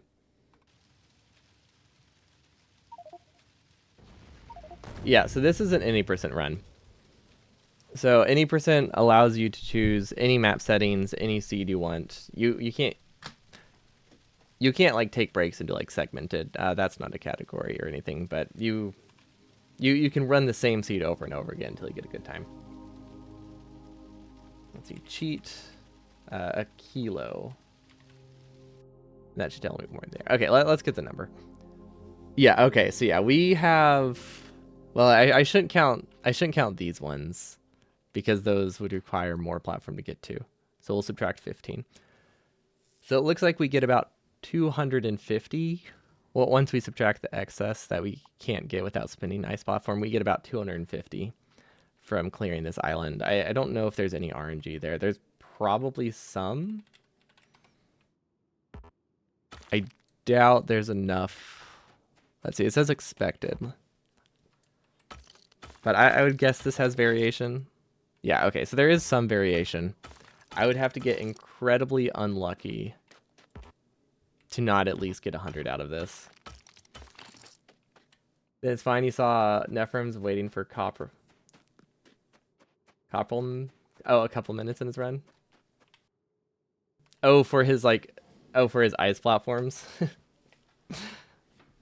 Yeah, I could see that taking a while if you got a really bad island. But I think the only spots we have that are problematic is this. This is annoying. This patch is in the middle of the base. This section we can work around, but we'll probably just cover a little bit of that. And then we just need at max a 2-tile gap here, or a 2-width gap here.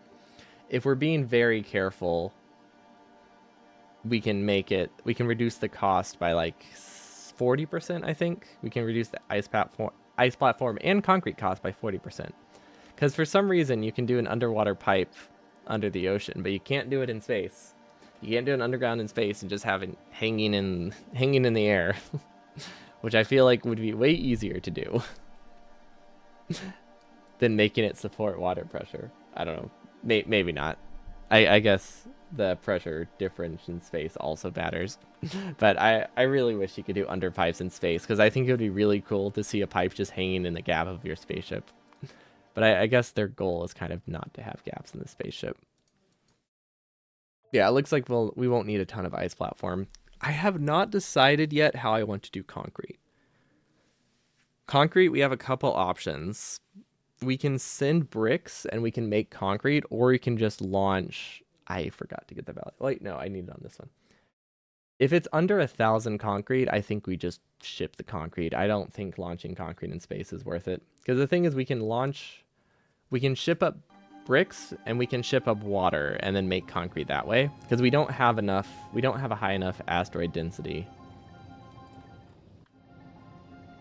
Yeah, we don't have quite enough asteroid density to really get spare water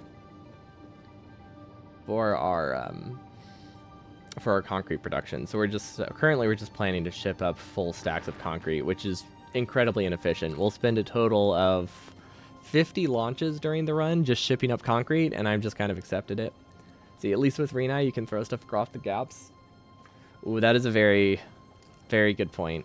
I really need to try that. It seems really fun. It's pretty high on my list of modded runs I want to do. Because like I want to do some things that are mostly I want to do a couple more mostly vanilla things, but that's probably one of the next couple modded ones I'll do.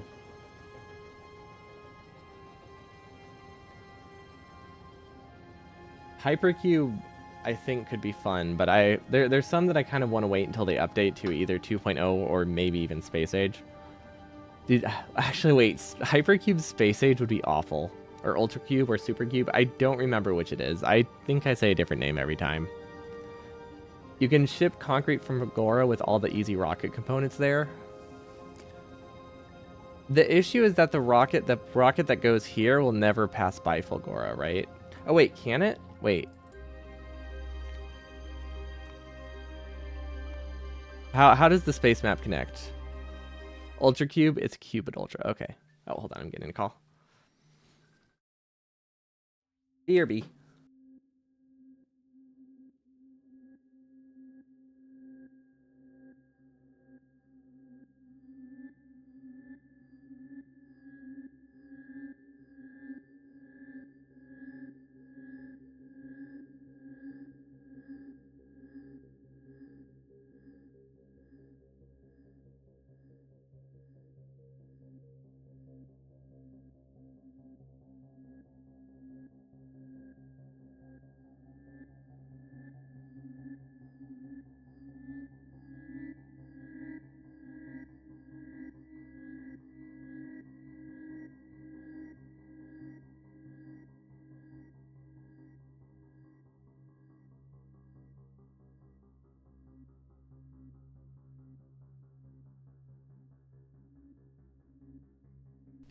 Hello. I had to they I had to answer Colin if I wanted them to replace flour with another flour because I'm making a lot of bread this weekend and I forgot to order it ahead of time, so it's pretty last minute. And by this weekend I mean tonight. Well, okay, I'm making the dough tonight. I'm making pita bread tomorrow for gyros, which it's really fun. They're so yummy, nice and fluffy.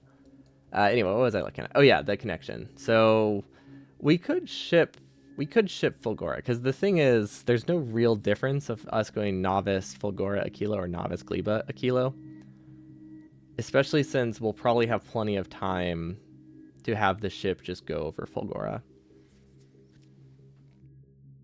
I might need 2 silos if I do it this way, which I probably would want to set up either way because I was kind of debating if I wanted these to be connected with a pipe and have the power grids connect, or if I just wanted to have 2 separate silos. Because if we have 2 separate silos... Oh wait, we're not bringing Logibots. Okay, we can make it work, but it would be a little bit annoying. We would have to...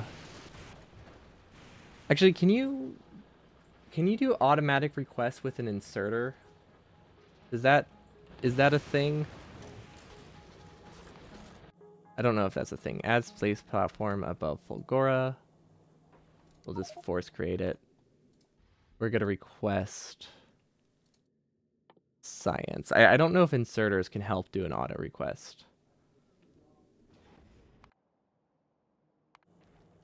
I might be thinking that might be specifically for rocket fuel though. That there's a good chance that's specifically for rocket parts. I don't think it applies to non-rocket parts, but I do need to check.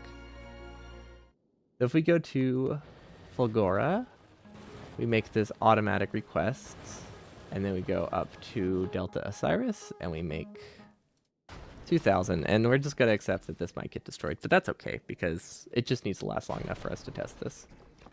And now we go back to Fulgora. Okay, so it does not have... Oh, because there's no buffer. If I had a buffer, would it work?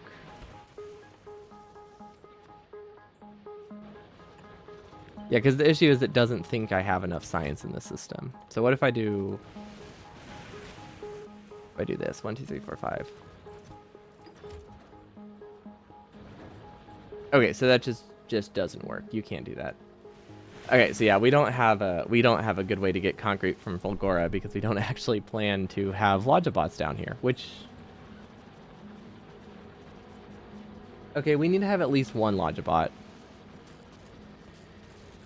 Yeah, we need at least 1 Logibot because I forgot that we do need 1 shipment of holmium, which probably won't finish before we leave. It's possible it could finish before we leave, but it's definitely unlikely.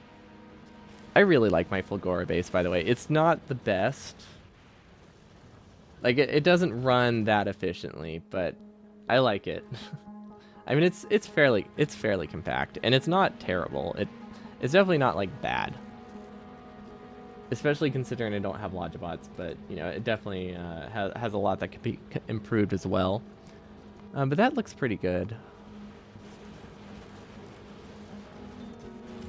I don't think this... It doesn't look like this gets enough... Well... We have these disable in weird ways. Yeah, that's not how I should set that one up, probably. That's fine. It's mostly going to pick up green chips. Why do I have this picking up... Oh, I have this picking up rocket fuel because if you shift-click, it just picks up the rocket... Yeah, if you shift-click, it just picks up the rocket parts. And there is no reason for me to remove rocket fuel because that's 2 extra clicks to do it for both these. Or 1 extra click, depending on how I do it.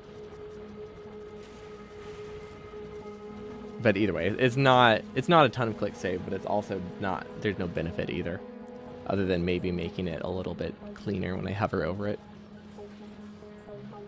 But yeah, this does have infinite rocket parts.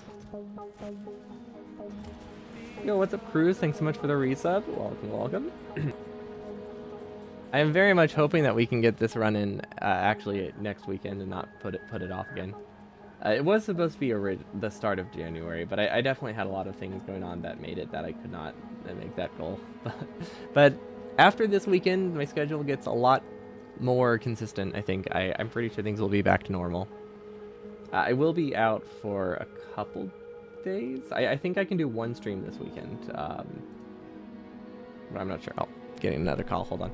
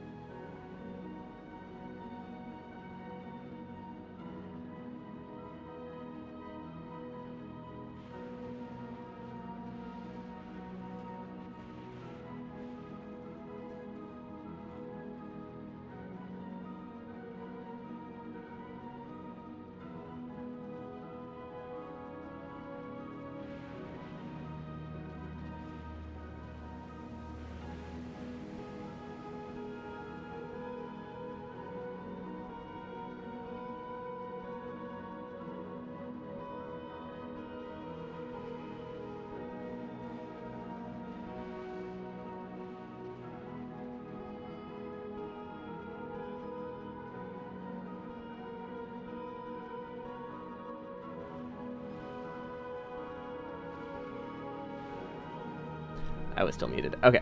I can have an inserter for concrete that I rotate later. I think I can make that work.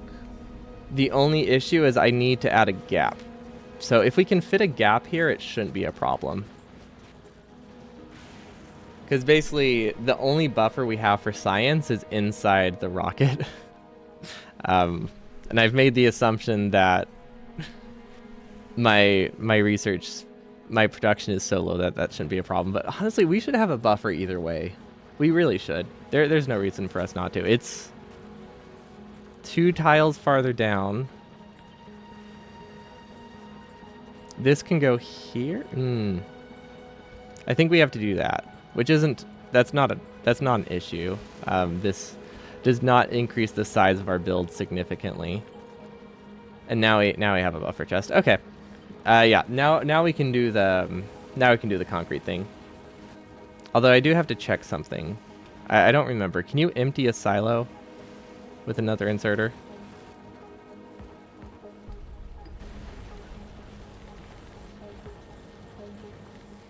Okay, yeah, so I'll just filter these if I ever do this. Oh, that's not right. I want to filter the output. Is there a way to filter the output? No. Huh, yeah, no, there's no quick way to make an inserter filter the outputs, is there? I mean, it's never really come up before, so obviously it's not a feature that I would have cared much about, because this is the first time I've ever wanted to do that. Although it would have been useful in the Red Wraith April Fool's mod. But yeah, this will work. We should have this chest either way. Because we could lose... I think it's a 10-minute round trip, roughly. So we could lose up to... Is that 400 science? I want to say 400 science. Actually, wait. 0.28 times 60 times 2, right? So we're... Oh, never mind. So we're aiming for 30 science per minute. So that would be 300 science. That would be lost round trip. That sounds like such a small number, but I know we don't need a ton. Like there's a reason we aim for such a small amount and do it early. But it feels like we're lacking. We can always do a third one if we realize after this run that it's not working out. Because we can fit an almost fully running version of this right over here. Like, it's missing a couple drills, but this still has 14 out of 16 drills. So this produces at almost full speed. But yeah, this is much nicer. It doesn't actually expand the blueprint. It doesn't actually expand the footprint. Wait, why can't that be rotated? Oh, I was clicking on the chest. But yeah, it doesn't expand the footprint of this design at all because this now just lines up with the roboport. So yeah, I like that. Okay, and then we'll do the same here. Oh wait, this one already had a chest. Okay, so for doing that, let's copy this. So that way we get the spacing right. Because I want these to be symmetrical, because I will forget to just like copy them with each other. Okay, I think that's good. And then I'm still not sure if we're going to do 2 silos. I probably will. We can always change our mind. It's pretty easy to do a silo and a belt, or a belt. Because the only downside of doing a belt is we have to have protection along this entire way. But that's really not an issue, because having these here for extra like accumulators also would make our build run a little bit more consistently, so that's not necessarily a problem. Oh, we should bring accumulators. Like, I know we can make accumulators on this planet, but I don't know why I would. Because this only needs 100 total, so there's really no reason for us to not just send 2 rockets worth of accumulators and then never have to worry about accumulators to kickstart this planet. Is there anything else we could bring to kickstart it? Like, what do the lightning rods take? Are they expensive? I have not looked at their recipe in quite a while. Okay, assemblers, lightning rod. Steel, bricks, cables. I think bricks are a problem because I want to say bricks are an issue because I have to smelt them. I don't know what do the I don't actually know what these things give. They give stone. Does scrap give brick? I don't. How do you see what scrap gives? You have to throw it into. I think you have to throw it into a recycler. Okay, scrap gives. It does not give brick. Okay, so nothing gives brick unless I deconstruct the concrete. So we have to smelt anything if we don't want to bring our own brick. Let's bring brick. Let's bring a stack of bricks. Starter 1, space platform not dead, a kilo and beyond. Okay, there we go. No, sorry, starter 1 is the one, the building rocket. Okay, so Fulgora also needs bricks, and then we don't really need a ton of them. I'm going to bring. Let's see, they stack to 500. We'll bring 200. That's enough for like one whole base worth of lightning rods, I think. Actually, I don't know. I can get an actual number, can't I? We have them set at 26. Okay, and I do not remember the cost. I was not paying that much attention. Yep. Okay, so 100. We'll bring 200 so that way we can do some extras in case we lose some. Actually, it's losing a lightning rod would be pretty difficult because they can't be destroyed by lightning. And then I also wanted to bring 100 accumulators. And then we just never have to worry about those on that planet. Power with the combination of being able to instantly craft. Ooh, wait, hold on. How do I get wire? I might need wire. Novice, a kilo, Fulgora. Oh, we mine wire directly. Okay, so never mind, that won't be a problem. And steel. So it's really the only thing we're gaining from bricks is, yeah, we get wires from scrap, but this is pre-electricity. Unless we use solar panels, but I figured we wouldn't bother with solar panels here. Yeah, I don't actually know where the ruin is. I should probably go find one. Okay, so the ruins, they don't give you bricks directly, they give you stone, and I'm trying to skip the step of smelting the stone. Basically, that's my goal here. I want to skip stone smelting. I'd much rather just give myself the bricks I need. I don't know if that's worth it, because it's not that hard to smelt the stone. But I don't know, it felt more convenient, but the more I look at it, the less I think that's true, but oh well.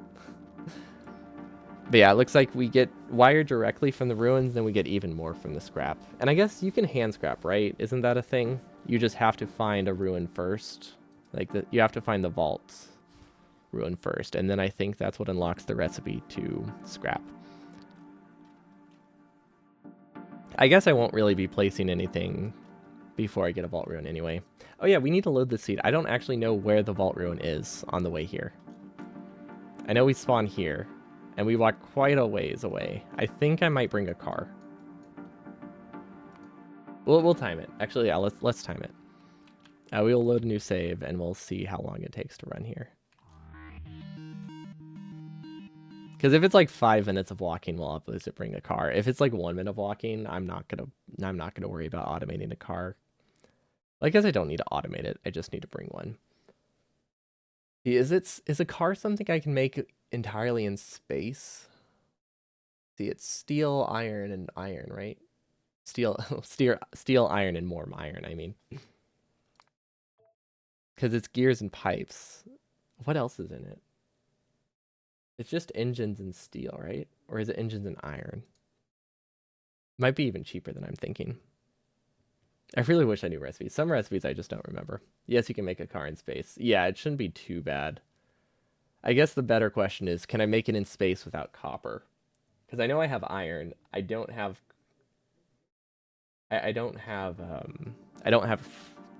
copper automated, and I don't have it shipped up.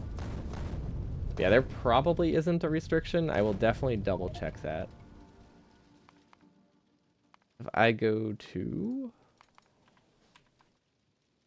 let's see, cheat Fulgora, then we'll double check to make sure we can set the recipe, which shouldn't be that hard.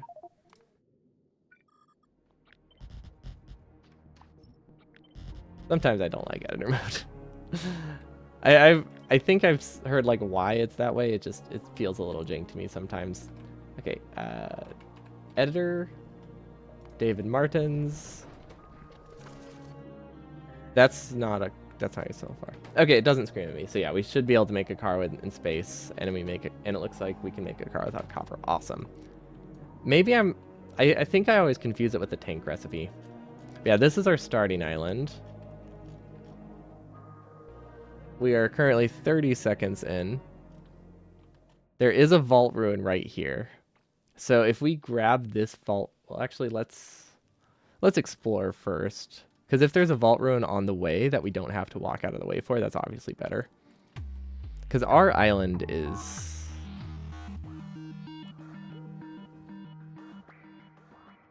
You know what? I don't know which island it is. Okay, maybe this is... Maybe we'll find a better island. We can probably find a better island. Like, this one, we could use this. Do we have a blueprint of Fulgora? Surely we do, right? Yeah. Oh, Fulgora's second 32. Okay, so this one's not fully accurate, but it should have roughly the right size. Okay, so we could start here. And that's not too far away at all. Actually, did I delete a vault ruin? That looks like it would have a vault ruin on it. That doesn't make sense. No, they don't indicate. They don't have any indication there. Hello, Sarah. Welcome. Yeah, we have a date set. Oh, this is way closer than I thought. Okay, never mind. That's why I couldn't find it. Okay, so we are currently 45 seconds in. Wheels. Will I survive the trip across the ocean if I do it this way? I might not survive at walking speed. Okay, so that is 30 seconds. 100% or just win the game? Any percent. Just win the game. That's why it's spinny. Because it's the any percent run. And not Spundo. Is that what it would be called? I feel like that's what it should be called. Don't you have power armor here? That's a good question. Probably not. Because the thing is, I'll have power armor, but I doubt I will have any good power source for power armor this early, because it's not worth it for me to try to research. I don't think it's worth it for me to research portable reactors. You read it as Spanny, as in Spanish? Fair. It's Factoria, but we have to beat the game in Spanish. You know what? Considering this game is so icon based, I don't think that would change anything. This doesn't have enough like quests like that. See, it won't kill you. Lightning is pretty harmless. I don't know if I believe you. That seems like something Trat would say just to lull me into a false sense of security, you know? But yeah, I've heard it takes a couple shots to kill the player, so it sounds like you're telling the truth. Like, no, we're good. See, as long as you wear any armor, you're good. Okay, so yeah, we'll have heavy armor at least. Oh, it takes 3 shots. Okay, so yeah, we're totally fine. Dude, look at this double ruin up here. I don't know if that's good, but I feel like it's good. Yeah. Yeah, now that I know where the island is, I definitely see the shallows. I can just go down and then over.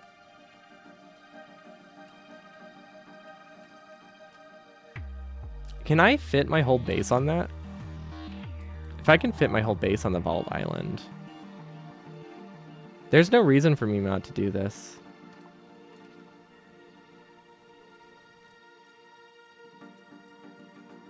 I think, let's see, is there a better spot up here? So the only reason that I would want to go on this big island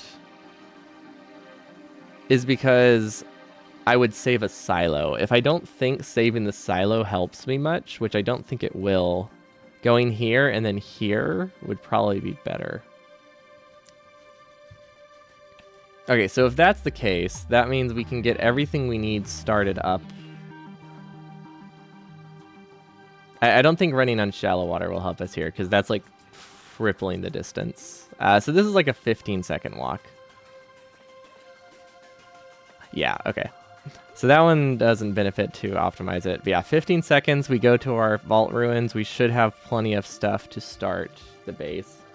See, portable fission reactors are probably worthwhile for a kilo. Yeah. Yeah, getting them built by the time I reach a kilo shouldn't be a problem. The issue is mostly that it's a nuclear power research. Oh. Wait, am I planning to do nuclear power? I'm possibly planning to do nuclear power. I might just do steam engines here.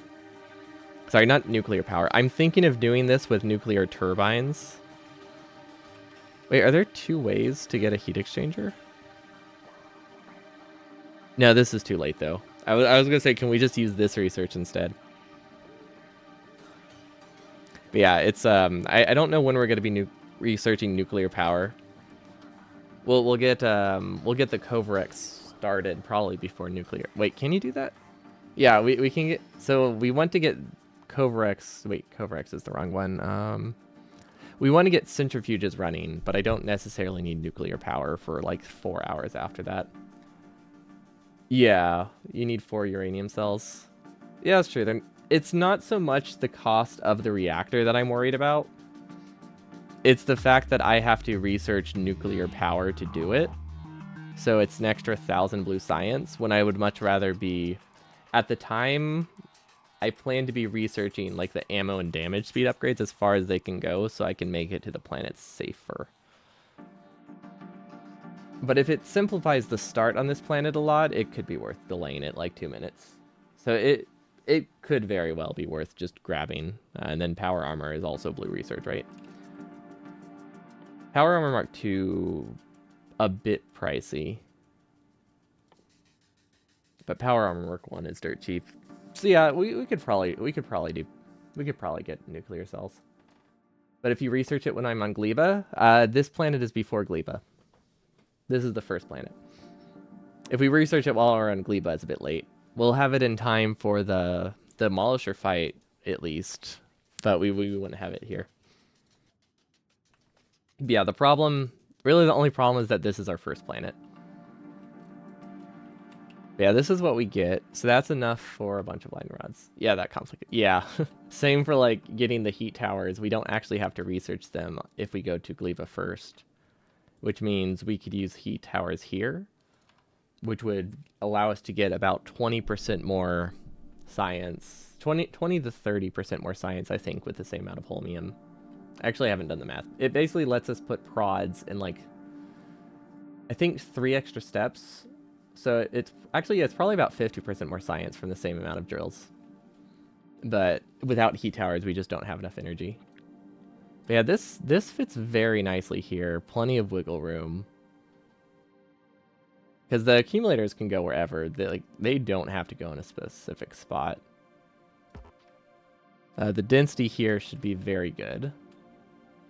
So I don't think any of them are going to run out anytime soon. Yeah, most of these are gathering like 1,000,000, whereas over here, they're gathering about 16k. So in stuff like this actually can... Well, 16k wouldn't really run out. It runs out in testing. There's probably some that have less than 5k, but 16k would last about... What is that? 3 hours, I think? So I guess running out isn't a concern. Maybe here it would be? Okay, yeah, here they would actually legitimately run out. Like, this only lasts 1 hour. All of these last about 1 hour or less. So we would lose a third of our production halfway through on the big island. Maybe we could shift it up a little bit higher and maybe find a better spot. Okay, there's a spot where we could get all of it to be functional, but it's harder to find that sweet spot. So yeah, I think it's fine, because honestly, I don't really mind bringing 2 silos. Bringing 2 silos gives us the option to send up concrete from here as well. If we do 1 silo, we don't have that choice. Heavy oil, super easy to get over here. We can get it from 2 sides. That's this connection right here. And honestly, on these small islands, it's very easy to get just anywhere. I can maybe do I honestly might be able to do a small build here. Like, I think there's a world where I can get a second, like, half build, especially if I connect their power plants, because this still has 12 drills, so this does give me about 20. It doesn't give me 50% more science, right? So it's 1, 2 to 3, so that's a 50% boost minus a little bit, so like a 40% boost. And then in a situation like this, I could just have a belt going between the two. Yeah, there'd be no reason for me not to have the belt. Okay, so I think we're good. We can get up to... I think with this setup, we can get up to 45 to 60 science per minute, which sounds so low. But I really don't think that'll be our limiting factor, because I imagine Gleba's going to take a bit because we have not practiced. Honestly, all the planets are going to take a bit because we're not practiced. But a kilo is probably... As long as a kilo is our limiting factor, then it doesn't matter how slow Volcanus or Fulgora is, because we don't need a ton of science before Gleba. We can also, if we really wanted to, we can save a few hundred of every science if we learn the railgun manipulation strat. Or sorry, not railgun manipulation, but asteroid manipulation. If you like start and stop the ship, unless they fix it, I'm not sure if they fix it, but if you start and stop a ship, you can skip railguns entirely. Okay, but that looks nice. I'm actually very happy with that planet. And then we have plenty of vault ruins. Yeah, that's a good starting. That's a really good starting spot. The double vault ruin is crazy. I don't know if there's really any benefit to having double vault ruin over just 1 vault ruin, because I know you only get you don't get that much scrap out of it. As long as you get enough to make a recycler, it doesn't really matter how much you get of any of it.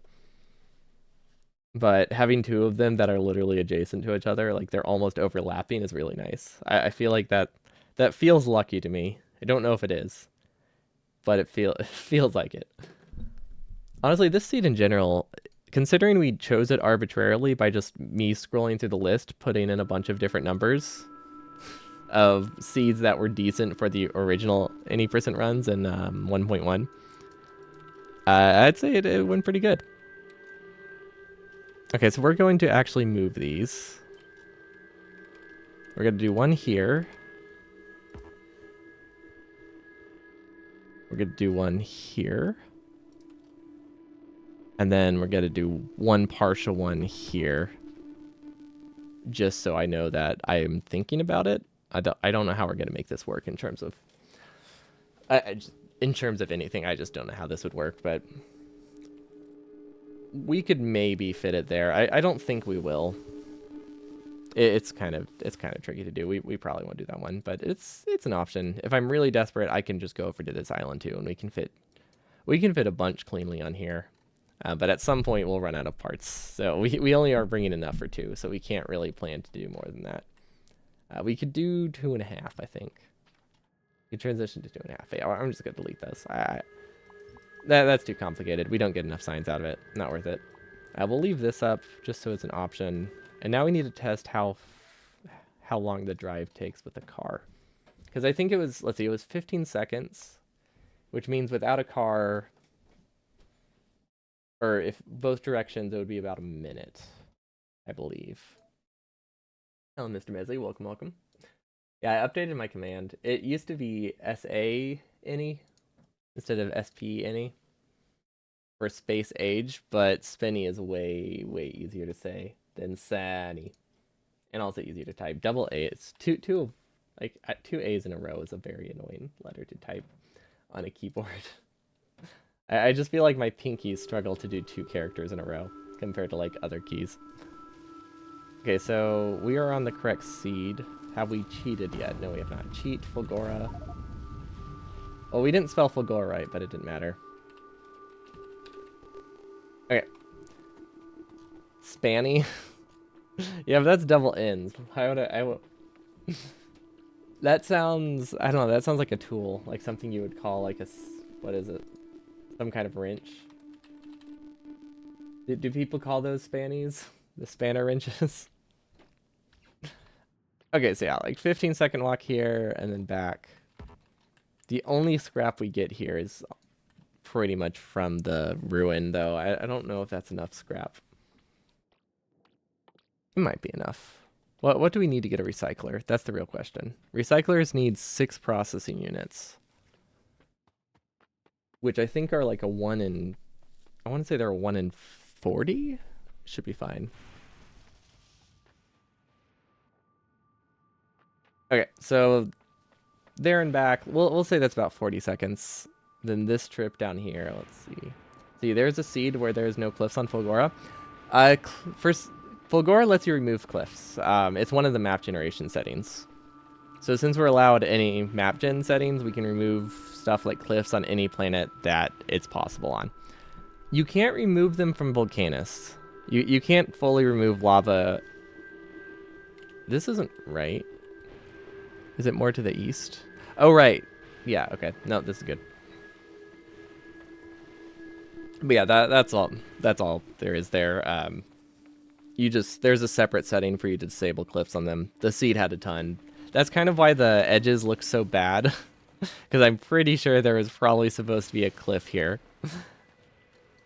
But it just removes them. So yeah, the islands look kind of ugly without cliffs, to be honest. But they're very convenient, and there's no reason for me to keep them on. Okay, this has tons of scrap. Ironically, this one would actually be the better one to start with because there's more scrap for me to gather while I'm handcrafting. But I have to go here first for the vault ruin, so I figured I might as well start there. But it looks like, worst case scenario, we're going to spend 90 seconds walking. Let's see what it's like with a car. And solid fuel, I think, is what we would probably use. Actually, we might use carbon. No, we don't have carbon in our rocket. I'm trying to think of what we have in our rocket. And the answer is nothing. We don't really have anything. Okay, so 242. So I go about 5 times I'd say I go about 5 times faster in the car on the oil. Because it doesn't really get a chance to accelerate. Oh, that's just slow. It feels really slow right now. It doesn't seem to drop that drastically. Okay, it goes about 30%. It only goes about 30% slower on the dark oil. I don't even know if it's worth trying to drive around the dark oil, because 30% is not that much slower. Like, that's easily offset by just doing a curvy path. This is the one time where it doesn't feel like I'm driving like that. And that's because all I have to do is hold a straight line and there's no obstacles. Imagine if I had to drive through this, though. I don't think my car would make it.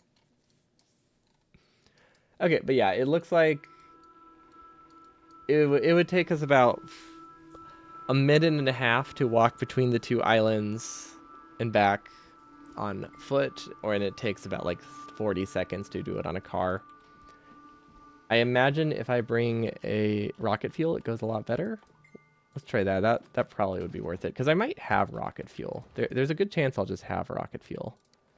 There's also a possibility of... There's also the possibility that I walk over here and then drive back.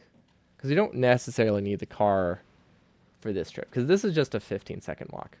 The reason we want the car is for when we have to go much farther, like over here. Let's see, what's the speed? Okay, yeah, this is getting up to like 80. Yeah, that seems reasonable. I see, you're a really bad Factorio driver too. I think they perfected it on the Switch and on the controller, and it's so sad that that's not it's not an option on PC, and I don't know why. Unless they've added it. But yeah, if you go under controller settings... Yeah, it doesn't let you. Well, actually, does it let me play? No, it doesn't. There might be a way to like hack it, but I don't think it'd be worth it. Anyway, if you go under controller settings, there is this item. I don't remember which one's default. Let's see. Moving the stick will make vehicles turn that direction. Okay, so absolute driving is how Factorio normally works, which I don't understand. The terms are backwards over what I picture absolute and relative to be, so I find this very confusing. But absolute is the default driving scheme for Factorio, where you drive forward and turn left and right. So like I think of it as relative to the car, right? Like if you're going forward and you're going left and right, you're turning left and right relative to the car, not the monitor.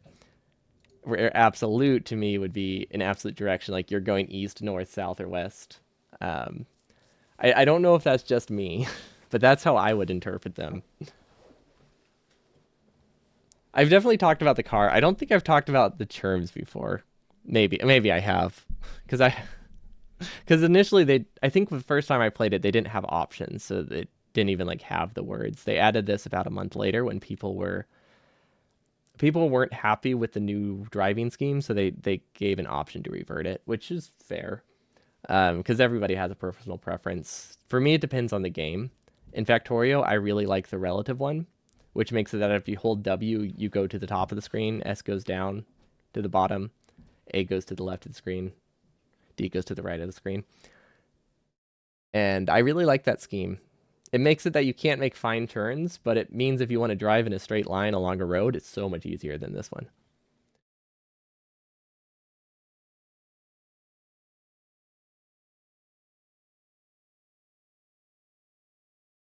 Relative to the car, or absolutely relative to the game grid? Well, the way when you describe it like that, it sounds like the way I would think it works, not the way it actually works.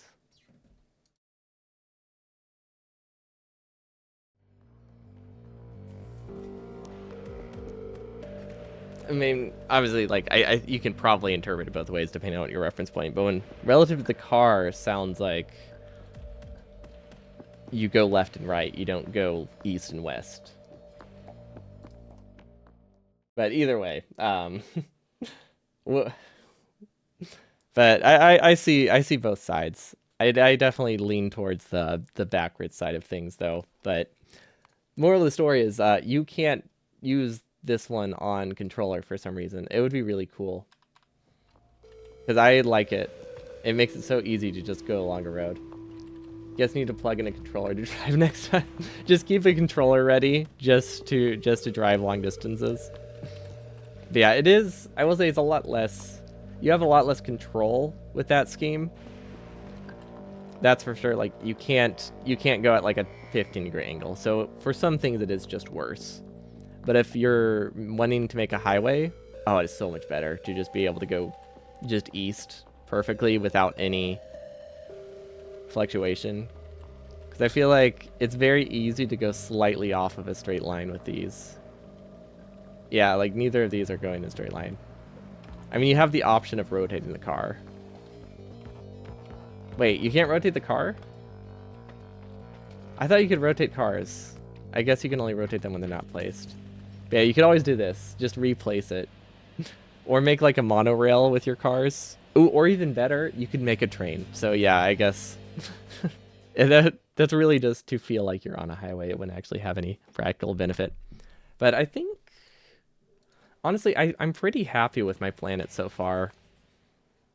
Like the seeds seem reasonable. Like I like Fulgora seed a lot, actually, more than I thought I would. We could always play with the Fulgora map generation settings. I might be able to bring the islands closer together. Since I'm probably not streaming the next couple days, I might do a little bit of like off-stream prep. But I most likely won't stream until next.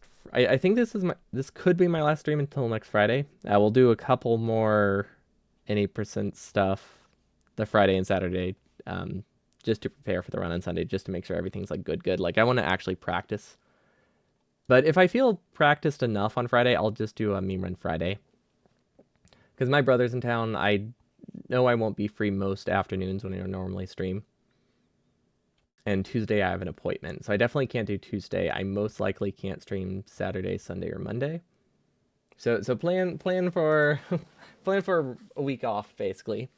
But then we'll be nice and rested after that, which is very nice. So I'll be taking time off, but I'll be nice and good to go for the possibly 8 to 12 hour any percent stream, depending on how we're feeling that day. But that's it for me today. Thanks so much for watching. Thanks so much for all the tips. Always appreciate people pointing out mistakes in my builds, because I definitely broke a kilo like three separate ways. But I hope you all have a wonderful evening, or I guess most likely a wonderful weekend, and I'll see you all next time. Peace.